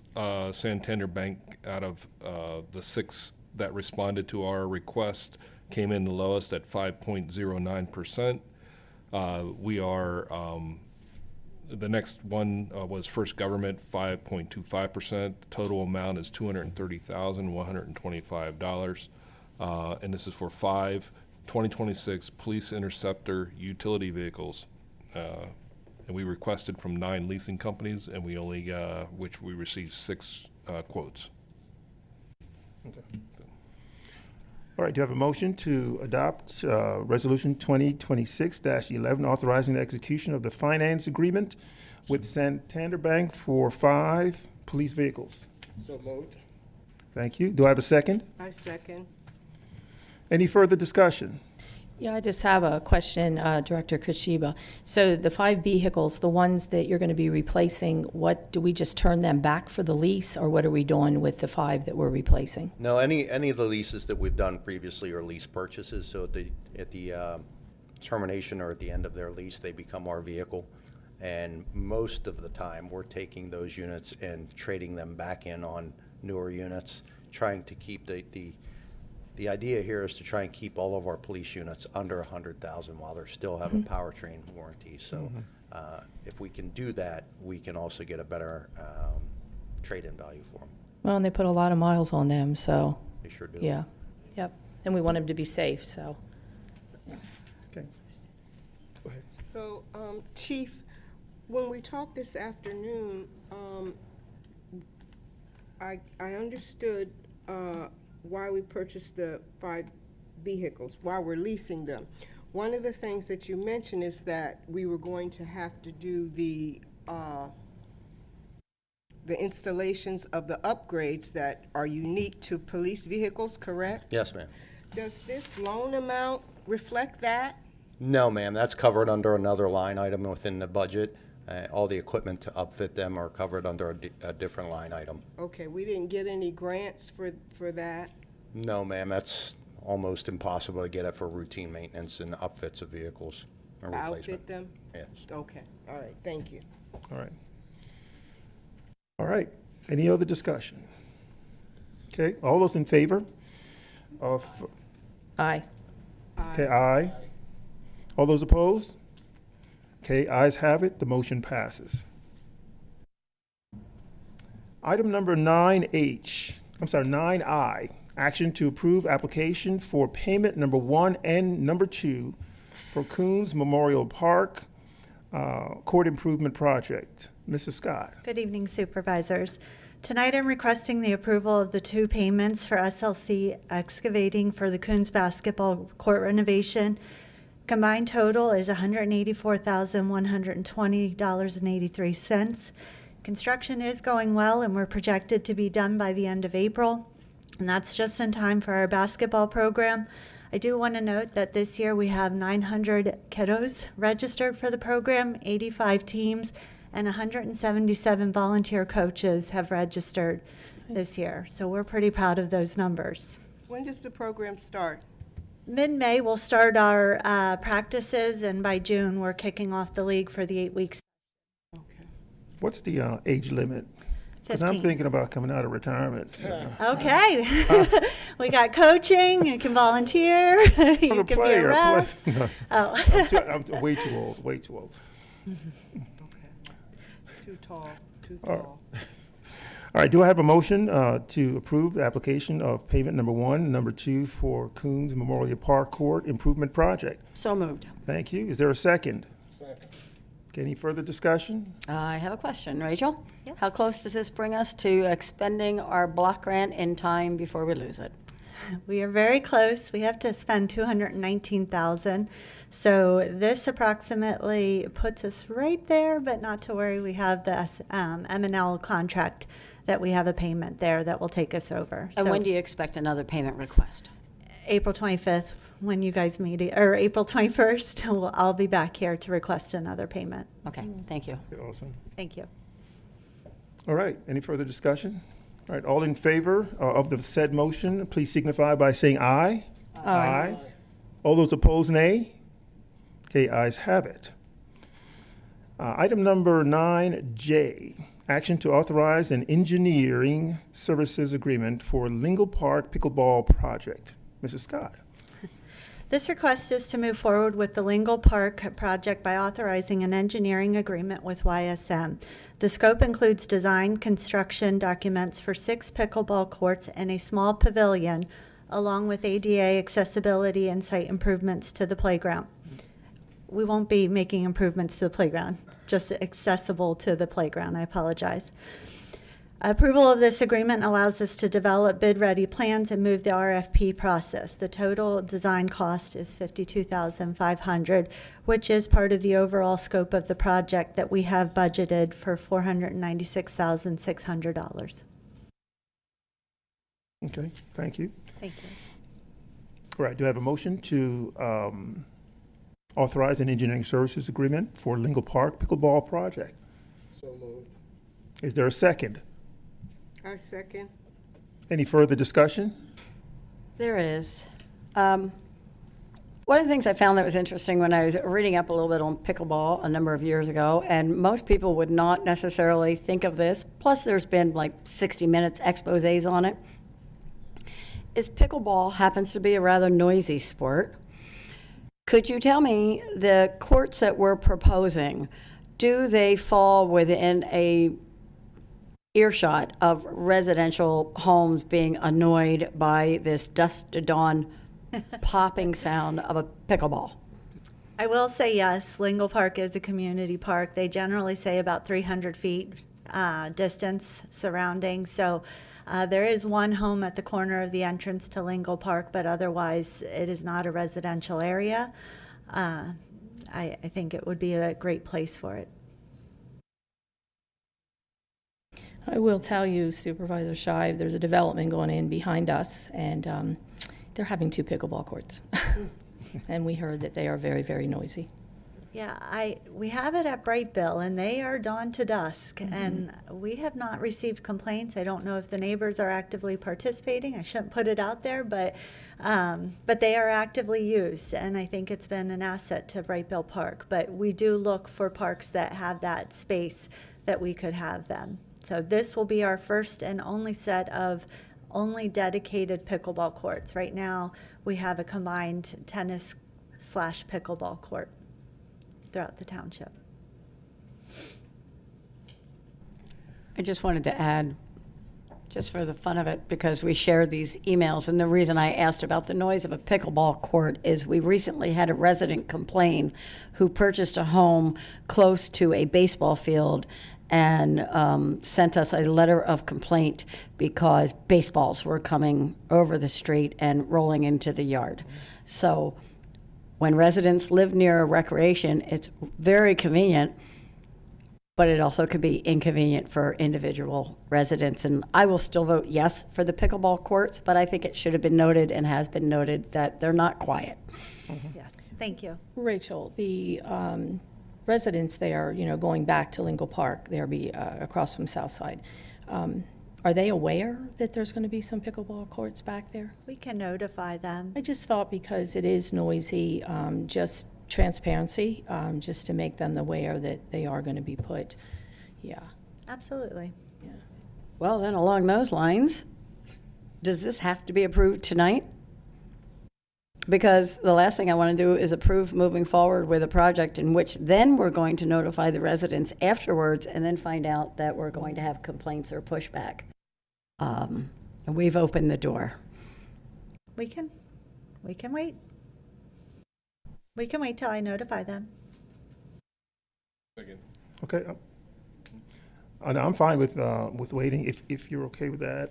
I would make a motion to table the motion that's on the table, pending notification of the residents and any response that we may receive. Is there a second? I'll second it. Okay, any other discussion? All in favor, please signify by saying aye. Aye. Aye. Any nays? Okay, ayes have it.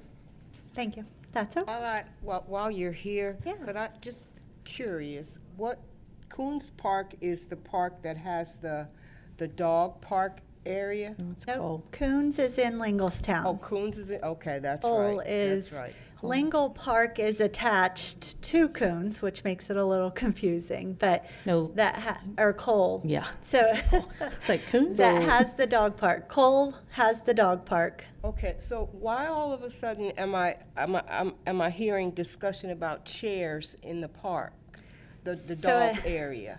As the park season is kicking off, and we've been doing our tours with the Parks and Rec boards, we have noticed that there have been an abundance of chairs just left there. We counted over 65 chairs just Wow. left, along with nightstands, table stands.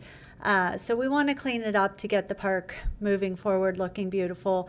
We are going to be encouraging all the residents to come to the May 6th Parks and Rec Board meeting, where we will be discussing the plans for the dog park for the future. Has this been a problem previously? There has always been a couple chairs out there, but there are stacks of chairs coming out now that it's becoming excessive. Okay. So, Solicitor Hall, there was a motion and a second, right? And then discussion. Do we need to withdraw that motion? No, I think you voted on the motion to table.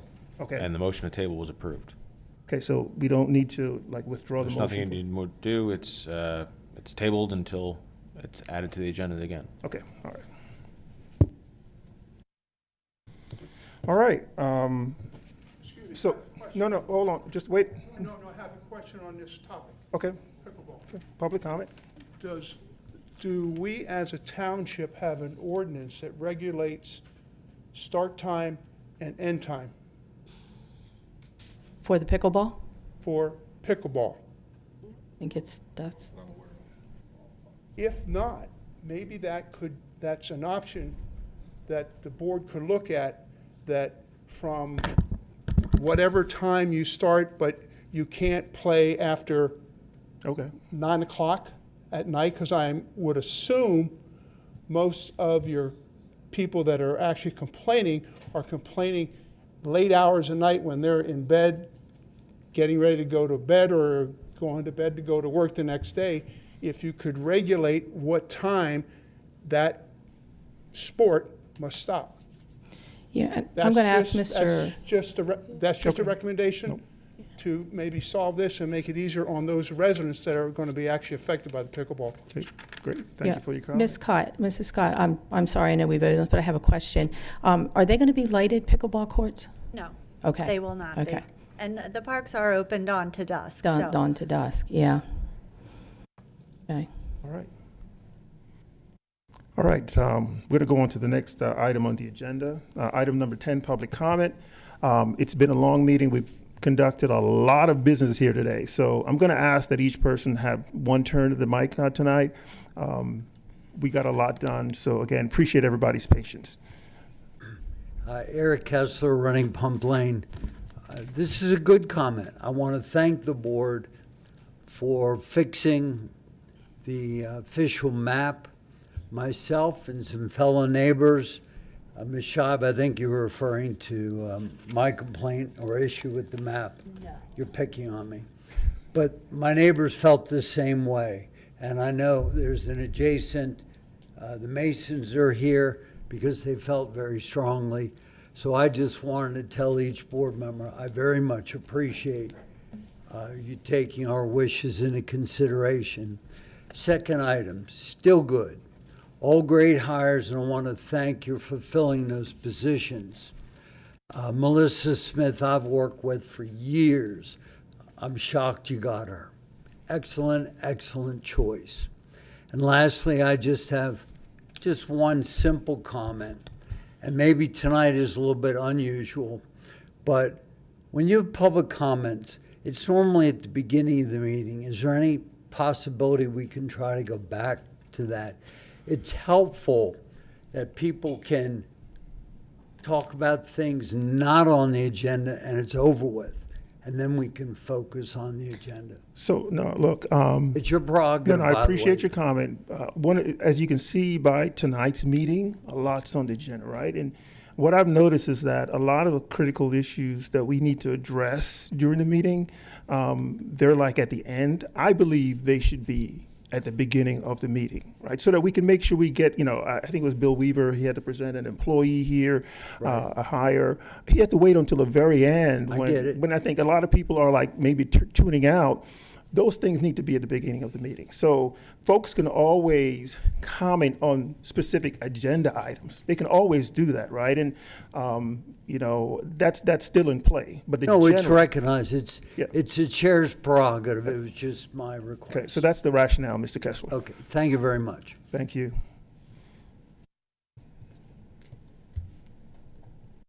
Anthony Cristillo. I have a question regarding the hire of the new solicitor. Is it the same amount that the township's paying? Is it more? Is it even? It's down? Okay, that's a question I had. Has the township filed their financial statement audit that was due April 1st? Do you know if that's been filed? To DCED? Yeah. No, we missed that. You missed that. When's that going to be filed? soon. We are having, with the finance director also taking on the responsibility of HR, it has been a very, very busy department right now, and we have been in communication with DCD. Is there a penalty to the township for filing late? Not that I'm aware of. Okay. Can you let us know? I can, Mr. Cristillo. Yeah, appreciate that. Last item I have, and I appreciate your email the other day when you got back to me, and I filed the right to know regarding the HPAL's stormwater fees, and it's now in collections with Portnoy Law from the information I received. That's a problem when we have the chairman of the HPAL as a supervisor, and now it's in collections. This has to get resolved one way or another. I don't have a problem with your nonprofit. I think you do great things. I don't really know much about it. But, you know, I've been speaking on this quite a bit. And I just, you got to see what the conflict is here. We have a sitting supervisor, an elected official who's the chairman of that board, and his nonprofit owes, and he accepted the $4,800 reduced fee, and nothing's been paid on that. So it's got to be done. It's got to be taken care of one way or another. Now it's in collections. That's a problem to have an elected official's business. And I understand you said there's many businesses that owe money to the township, in the township here, but they don't have an elected official. That's the problem. And I'm going to keep speaking on it because it's got to get resolved, or else you can step down as supervisor, and then it's not a problem. Or step down from your nonprofit. Mr. Cristillo, please address the board. I'm addressing the board. Okay. No, you addressed me. Excuse me. Mr. Cristillo, I'm not stepping down from the board. I'm not stepping down for anything. I understand what you're saying, and you make comments as if it's my personal bill. And I tried to explain to you the extent of that bill and where it came from. It's not even HPAL's bill. No. It's a quick claim deed. You got it on a quick claim deed. Listen and to you got me. it for $1. When you buy a property on a quick claim deed deal, all past due bills carry forward to the new owner. That's what a quit claim deed deal is. You have any other You obviously don't understand real estate. Mr. Cristillo. If you had title insurance, they would have paid it. Mr. Cristillo. All right, please, conclude your comments. So what are you going to do as chairman to make sure that this gets taken care of? Please continue your comment and finish your That comments. is my comment. What are you going to do as chairman? There's You're a going to keep process. protecting them? Mr. Cristillo, as you've been told, there's a process. Yeah, now that it's has in to collections. prove, right? So we have an elected official that's in collections. All right, are you done with your comments? Yeah, I'm done. We'll Okay. stay on this All right. till you step down. All right, have a seat, Mr. Cristillo. My name is Alan McCormick. I live on North Lock. I'm sorry? It's on. I have a couple of comments. I can't be here at every meeting because of family obligations I have at home, but I never miss a meeting on watching it online, so I thank you for continuing that process. First thing I want to say is that I came here in January, and I came here a couple of times asking about fireworks on the 4th of July for the 250th anniversary of this great nation. The board has assiduously avoided any conversation on fireworks. I have to accept now that you're never going to talk about it, and we're not going to have fireworks on the 4th of July because we probably don't have time to do that. But I will say that in my opinion, that's a lack of leadership and a lack of intestinal fortitude to not advise the residents of Lower Paxton Township as to why this tradition, many decades tradition of having fireworks on the 4th of July is not going to happen. Next thing I want to say is that there was an issue brought up of replacing David Dowling on the Planning Commission, I think. This board has the authority to add a couple of seats to any board or commission if they wanted to.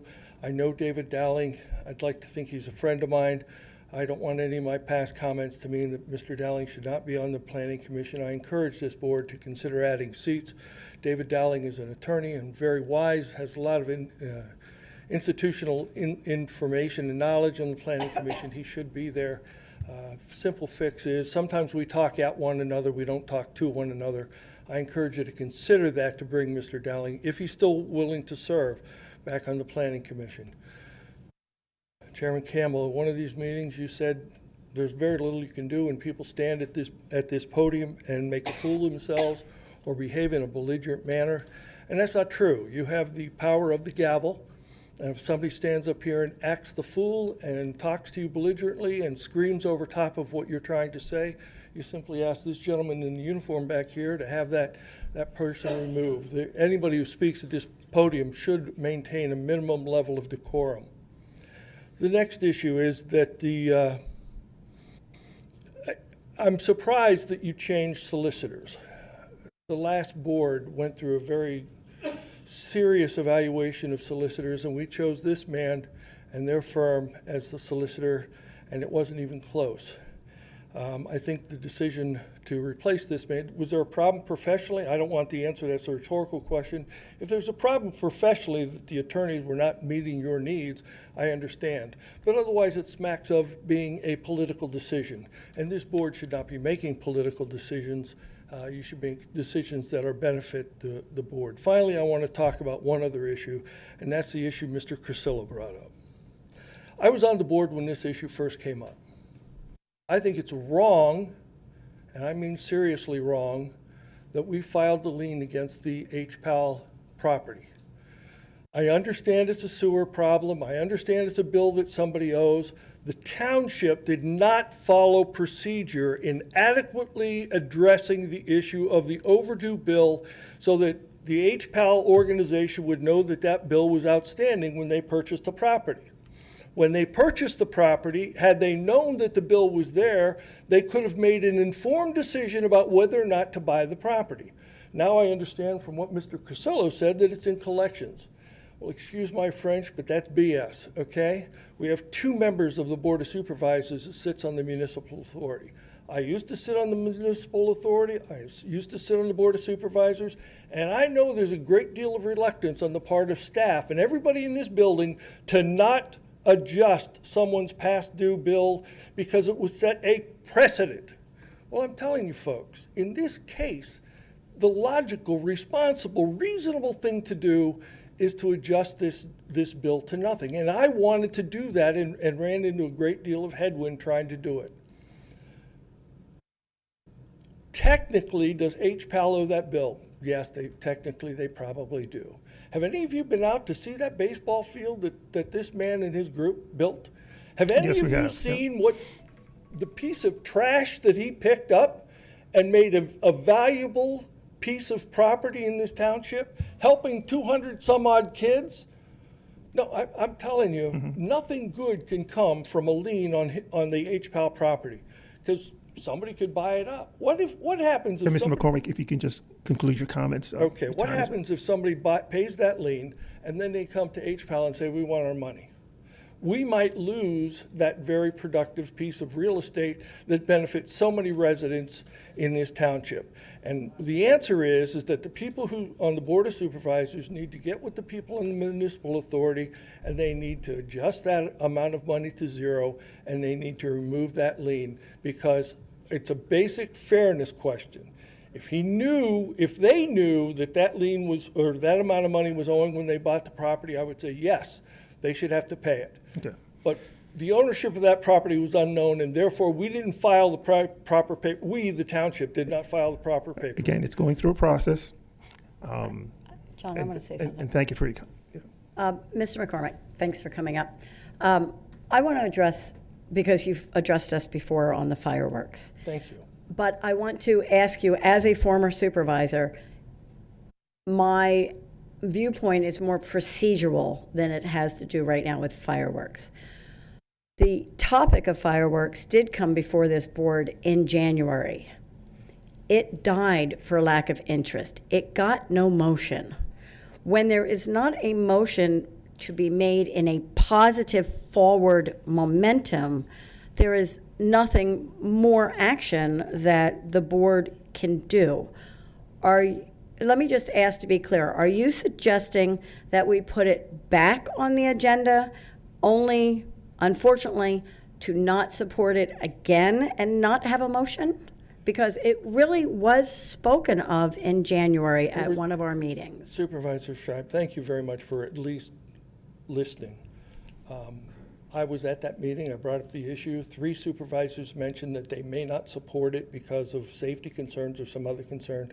But there was never a discussion in the chair, there was never a written, it was never on the agenda to take up this item, okay? It was only because I brought it up, there were some informal conversations. And what I'm saying, Supervisor Scheib, is that the matter should be on the agenda, there should be a formal vote, and members of this Board of Supervisors should say whether they're in favor or not in favor, and even give us a reason why, because I'm telling you, a lot of people in this township do not know that they're not going to have fireworks on the 4th of July. And around June, they're going to start looking around saying, hey, what happened to our fireworks? Okay. And I just believe it should be a matter that's brought up officially and voted on specifically so people know where you stand. All right. Thank you. And Mr. McCormick, I do agree with you. I did want it put on the agenda, but it never happened. Okay. Thank you. I All appreciate right. that. Any other Supervisor. public comment? Joe, sit down. Oh, yes. Reverend Alvin Q. Taylor, 1062 Ackery Drive. I was just going to come tonight just to get on the agenda for a future meeting, but with everything changing and the new board, I just sat here and I'm glad I did. The new solicitor, I know them, they're very good. That's the first thing I want to tell you. They are very good. The second thing I wanted to bring up was the codes for Lower Paxton Township, the ordinances of having a business in a residential neighborhood and the equipment parked all around. We do everything we can to improve our property value, but when you have a building trade company in the neighborhood, it's sort of bad. And the other thing, what is the ordinances for open burning in the township? Years ago, about 25 years ago, there was a ban against it. But as recently as last week, someone was burning in the neighborhood, and it really is an irritant to those of us who have health issues, you know. And it's, again, coming from that business in a residential neighborhood. And Ackery Drive, I wish I could invite all of you down to look at what we're living through. It's a living hell down there. It's just one neighbor. And I know he's been reported several times. I saw the police cruisers there the other day going in from church service, and I asked them, I said, is there a problem here? And they said, no, we're just coming down, checking. But there was 2 cruisers, one behind the other. But there is a problem there, and before it escalates to something that is going to be regretful for everybody, you need to come down and look. What I wanted to talk about in a future meeting, I'm going to talk about now, it was what I addressed last year at this same time, the erosion that's taking place behind my home. There's a pipe there that is inadequate, and when the rain comes down the road, it blows the side of the dirt in. It has already taken the cover of the topsoil away. Now it's eroding out the sides. If you are standing there at the top of my driveway, you'll see the driveway of my new addition is starting to collapse where that erosion is. On the left side of the pipe, there is a sewer line that's connected to the street. After a while, all the dirt in between the eroding pipe and sustaining ground is going to collapse, and you're going to have an exposed sewer pipe there. And I don't know anything about the sewer pipe. But something needs to be done. I'm a problem solver, and I've been working on this erosion problem since before I started working on my addition. And so since the addition, we have had a report that was given to us that was through the township on the HRG field observation report. And their recommendations on the second page are what I was saying to you all along, to put an extension on the pipe there to go down. But the problem of that was that we, during the extension of my home, the renovation, we had a general release of liability that was drawn up from the township and ourselves. And in it, it says on the third part that the agreement shall constitute the entire agreement between the parties hereto.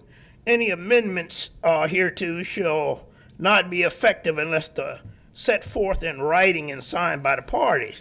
Well, I understood when we were doing the footers and all of that why you wanted to make sure. Notify you have about 30 seconds to finish your comment. I can wrap it up real quick. Okay. And so I would say that the recommendations of that would be followed. First of all, to rescind this or do the amendment on this general release of liability. And the second thing I would suggest is that the field occupation report recommendations 2, 3, and 4 of March 26, 2025 be adopted, because it's cheaper to do the erosion repair than the cost of the actual report that was done. They sent cameras out there and they came out 3 or 4 times. They opened up the pipe. To do the extension of the pipe itself is only $490 to pipe. But if the township have the equipment, they can come in there and just do the extension work. But I will get on the agenda for the next meeting. Thank you for your comment. Yes, sir. Okay. All right, so how many other people have public comments? One. Okay, I'm going to limit it to 2. Mr. Miller, can you hold yours until the next meeting?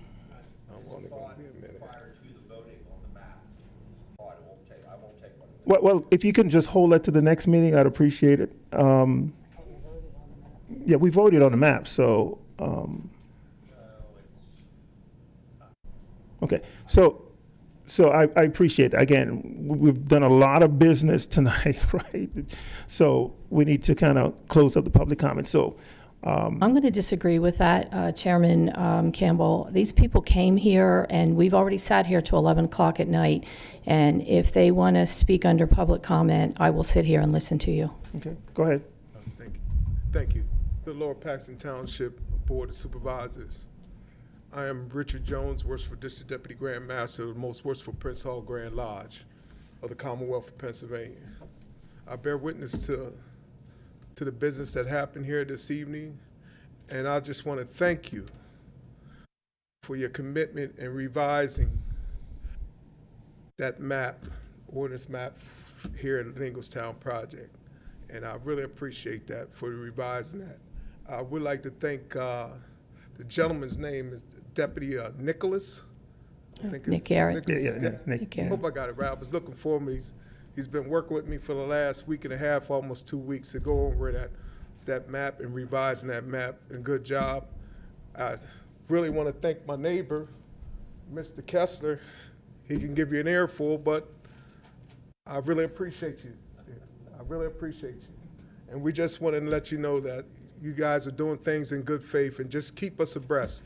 The last time we were here was January 8th, when you gave a short dissertation, a presentation about the Masonic Village here off of Inglestown project. And me and Nick, we went over that from Parkway East to Compton Road, making trails back there, and I really appreciate him taking time out to do that. Awesome. But I want to make sure you guys are doing everything above board, and keep up the good work, and just keep us informed and let us know what your intentions are. Will do.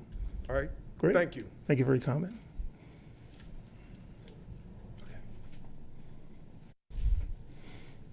My name is Joe Lindsay, 6244 Overview Lane.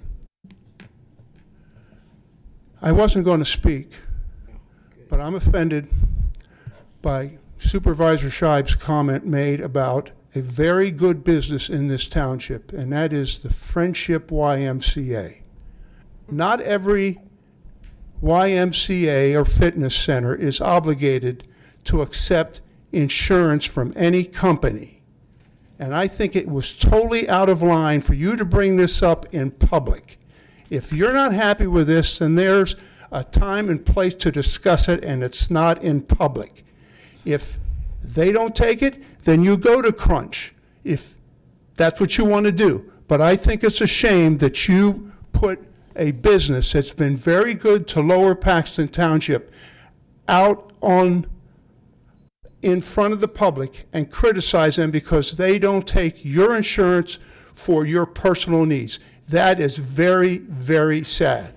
And last but not least, you don't need to lecture us on what we think is going on. We see it. We know what's going on. It's time the 80% of you sitting on this board learn how to be supervisors and understand this is not a pat on the back session. This is public comment, good or bad. And if you can't take it, then find another job. Thank you. Thank you for your comment. Mr. Miller. Mr. Miller.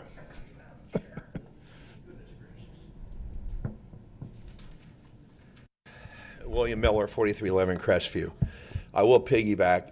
You guys have such a depth of staff here with Nick, Amanda, everyone here. I mean, sometimes I think we really need to listen to their advice. And I don't think even the public realizes they redid the zoning, they redid everything, and it's all fitting together. And with that map, the one thing I just want you to think on until the next meeting is that we still don't know who owns what. I know, Miss Lindsay, you talked to PennDOT. I looked at the maps again over the last week. Somebody owns something. So I don't want to hold people culpable on Colonial Road where all the logs fall down and the tree and debris is. Is that the homeowner? There's telephone poles there. Some are Bell, some are Verizon. We have PP&L poles. And when you look on the PennDOT maps, even at Central over by CD East, their maps go the whole way up to the top of the hill. There can't be that big a discrepancy. What I'm saying is, we're going to have this official map. We're going to have these trails. We're going to add some trails. We're going to add sidewalks when we do. But we need to know who owns that land, and we need to know who's responsible for the maintenance and the cleanup. I know that Matt has been great. He's picked up stuff here and there. I'm astounded as to his due diligence. That's what I expect from a guy like him.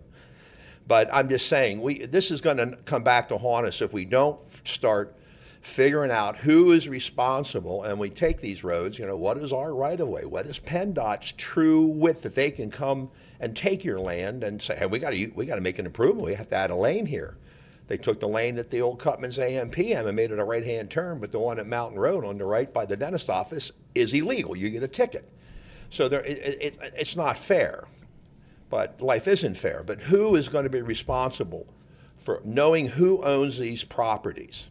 You just can't I think if they have a pole there, it's their deal. Mm-hmm. We have sewer right-of-ways we need maintained. All this has to be done, and then it's all going to start to fit together. We have all the basic pieces now, but we start to build and add on, and where are you going to put them? This map allows us that type of leeway. As the gentleman explained to me, I've been to every meeting about it, and it's quite a great tool. It's quite a great advantage. But who are you going to talk to about it? Who is responsible for it? Have you contacted PennDOT about Colonial Road? I have. I was told one day, he says, we're responsible from white line to white line. Mm-hmm. Well, then I said, what about the berm you paved where the people walk and ride? That's why I bring it up, because that's where people walk and ride, and there's all this type of detritus that's come down onto it, and it should be scraped back probably another foot and a half to reveal that blacktop. It's the same thing on Rutherford. It's the same thing everywhere. Okay, so you were the topic of a conversation with Matt and I today, because I asked about the sidewalks on Rutherford. And, when we met with PennDOT, they told us that they stop at the curb. So Matt he's been working on that. Who is responsible? Is it Pennswood in that area? Is it the homeowner? And because that was one of my questions today when we met, and he is working on that. So get in touch with Matt about the Colonial Road. He has all of the contacts now from our meeting, right. And I just see what he can find. I think he got that big log off of there. At least the one side of the road is open and clear. Okay. But I mean, I've had so many dealings with PennDOT, and you noticed. I'll end with this at 39, which is not us, but at the end of 39, they clean those retention ponds. They're required to mow those twice a year before it becomes a wetland. I made a call to a person, and I was told, how'd you get my number? Don't you ever call me again. This is how I was treated at PennDOT. Okay, well, we had the highest here a month ago, so get in touch with Matt, or put it in writing, send him an email, and then let him get in an email back from the hire at PennDOT, who was responsible I'm for what. sure they're hearing Yeah. this like Verizon did, and Verizon cut the trees. Yeah. And I'm sure they're going to want to just do the due diligence and work with us and establish what But we is have there. to try and find out your answer. Pennswood rappels down that escarpment, and they mow that the whole way down to the imaginary line that goes up the cliff. So they've already established what really should be going on. Pennswood's doing a great job, and it ends with PennDOT. And he's the sidewalks that you're concerned about, as of this morning, he is still working on that. I appreciate that. okay. Thank you very much. And Mr. Miller? Yes, sir. Thank you for your comment. I'm trying. Oh. Yes. Mr. Purdy?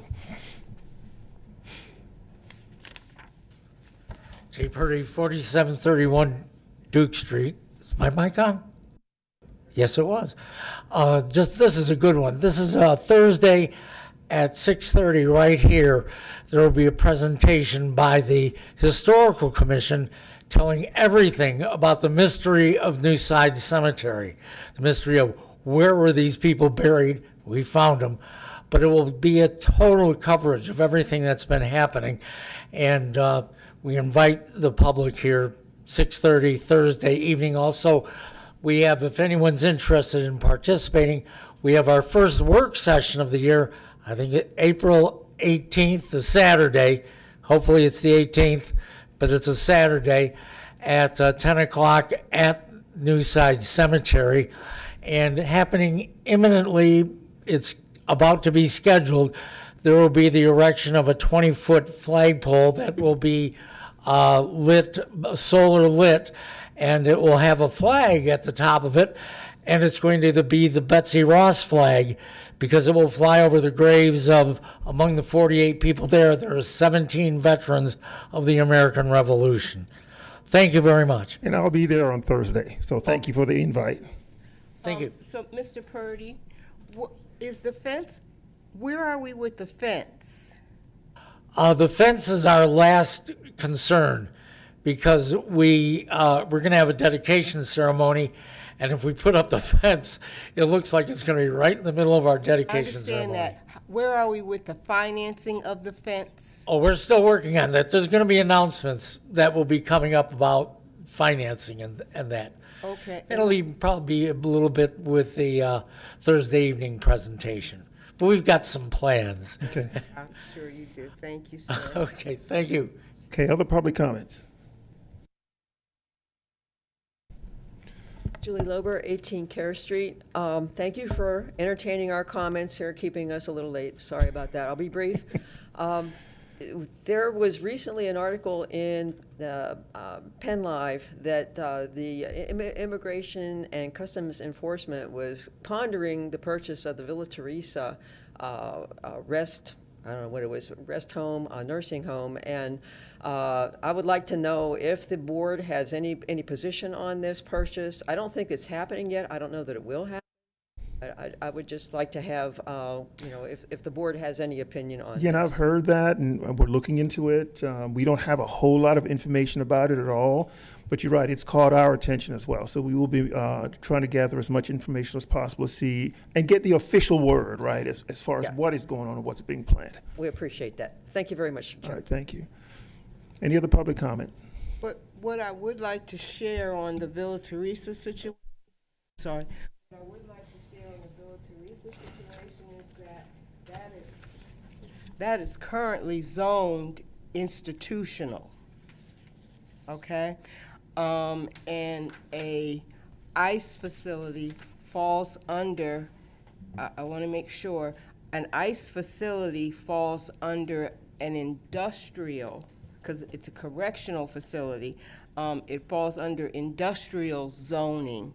So it would not be zoned properly, and they would have to, my understanding is that, per my discussion with the planning director, they would have to ask for a variance based on a hardship. Okay. So we're just getting information now. All right. Thank you, Supervisor Thompson. Any other public comment? Chairman Campbell, I don't have a comment, but I would like to amend the agenda before we pay the bills. Okay. At this point, I would like to amend the agenda for tonight. We were supposed to meet in a business meeting on Tuesday, April the 21st. Three of us will be attending the Pennsylvania State Association of Township Supervisors Conference down in Hershey. So I would like to make a motion, we amend the agenda, that we would meet on April the 20th, 2026 in this room at 7 o'clock. Okay. Do I have a second?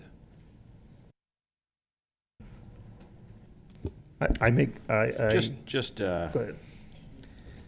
Since I don't have much time left, I figured I might as well opine here. I would ask if you're going to alter the meeting date, that the motion be just to alter the meeting date.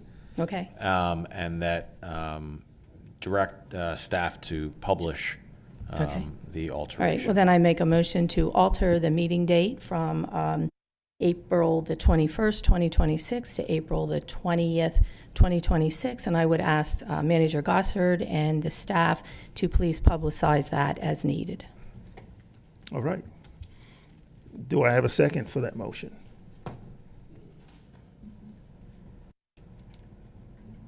I second that motion. All right. Any discussion? Okay, all in favor, please signify by saying aye. Aye. All opposed? Okay, any abstentions? Okay, the motion passes. All right, so Supervisor Shive, payment of bills. Okay, I guess that will be me. And just prior to paying the bills as treasurer, I did want to make a statement that today I asked our finance director, along with Mr. Gossert, to provide a abundance of documents to myself on a monthly basis as treasurer that go beyond just simple, what are we paying the bills for this month? I would highly suggest that other supervisors, should they choose to, read the second-class township code and familiarize yourself with the responsibility that the treasurer takes on in the township of Lower Paxton, and also that the second-class township code does allow not only a supervisor, but an individual, an employee, a bank, a trust company, or other responsible individuals to be appointed by the board. And the reason that is because this position is not ceremonial. It is not just perfunctory. It actually has a very legitimate, heavy responsibility on behalf of the township. And the reason that I'm saying that is it seems to me that in the years past, it's been treated simply as someone such as myself up here saying, I make a motion to pay these bills. But as a treasurer, what you're really doing, and if you look at the responsibilities in the code, you are taking on the responsibility to make sure that all the tax dollars come in, that you know when they are put in the bank, that you know which institution that they're put in, you know where the investments are. You are making a sworn statement that everything is financially kosher here in the township.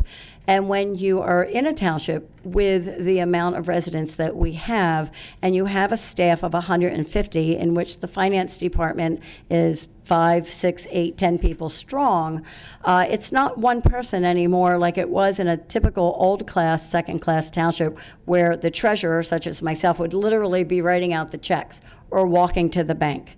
So I just wanted to say that as this develops, I have requested a more onerous amount of documents, and that may come to this table in the future as well. But for now, I am willing just to put on the table that I do have 3 requests for this board to authorize payment of bills. The first would be the checks on demand. There's less than 20 checks on demand that have been requested for less than $12,000. So I make a motion that we authorize the payment of the checks on demand. Thank you. Do I have a second for that motion? I'll second it. All right, any discussion? All those in favor, please signify by saying aye. Aye. Any opposed? The ayes have it. All right, motion number 2. This is on behalf of the Sewer Authority. I make a motion that we authorize the payment of the bills in the amount of $529,135.87. Okay. Do I have a second? Second. Any discussion? All those in favor, please signify by saying aye. Aye. Any opposed? The ayes have it. And finally, for the Township of Lower Paxton, I request and make a motion that we pay the bills in the amount of $307,419.72 as presented by the Finance Department. Thank you. Do I have a second for that motion? I second that motion. Any discussion? All those in favor, please signify by saying aye. Aye. Aye. All those opposed, nay. The ayes have it. Thank you, Supervisor Shive. You're welcome. Item number 12 on the agenda, announcements. Any announcements? Any I'll announcements? just give one. April the 18th, we will, Parks and Recreation will be putting on their Kite Festival at Lingle Park. It's from 12 to 2, and it is a great day. It's a family day. There will be food trucks there. You can also bring your own lunch. The pavilion will be open. You could have a picnic on the ground. Bring your kites. We do have a business that does the kiters, I think it's called, and they will have some really nice kites there. And if your child doesn't have a kite, you can purchase one there that day through the Parks and Recreation. So definitely a great family event if you would like to attend. I have an announcement regarding the 250th celebration.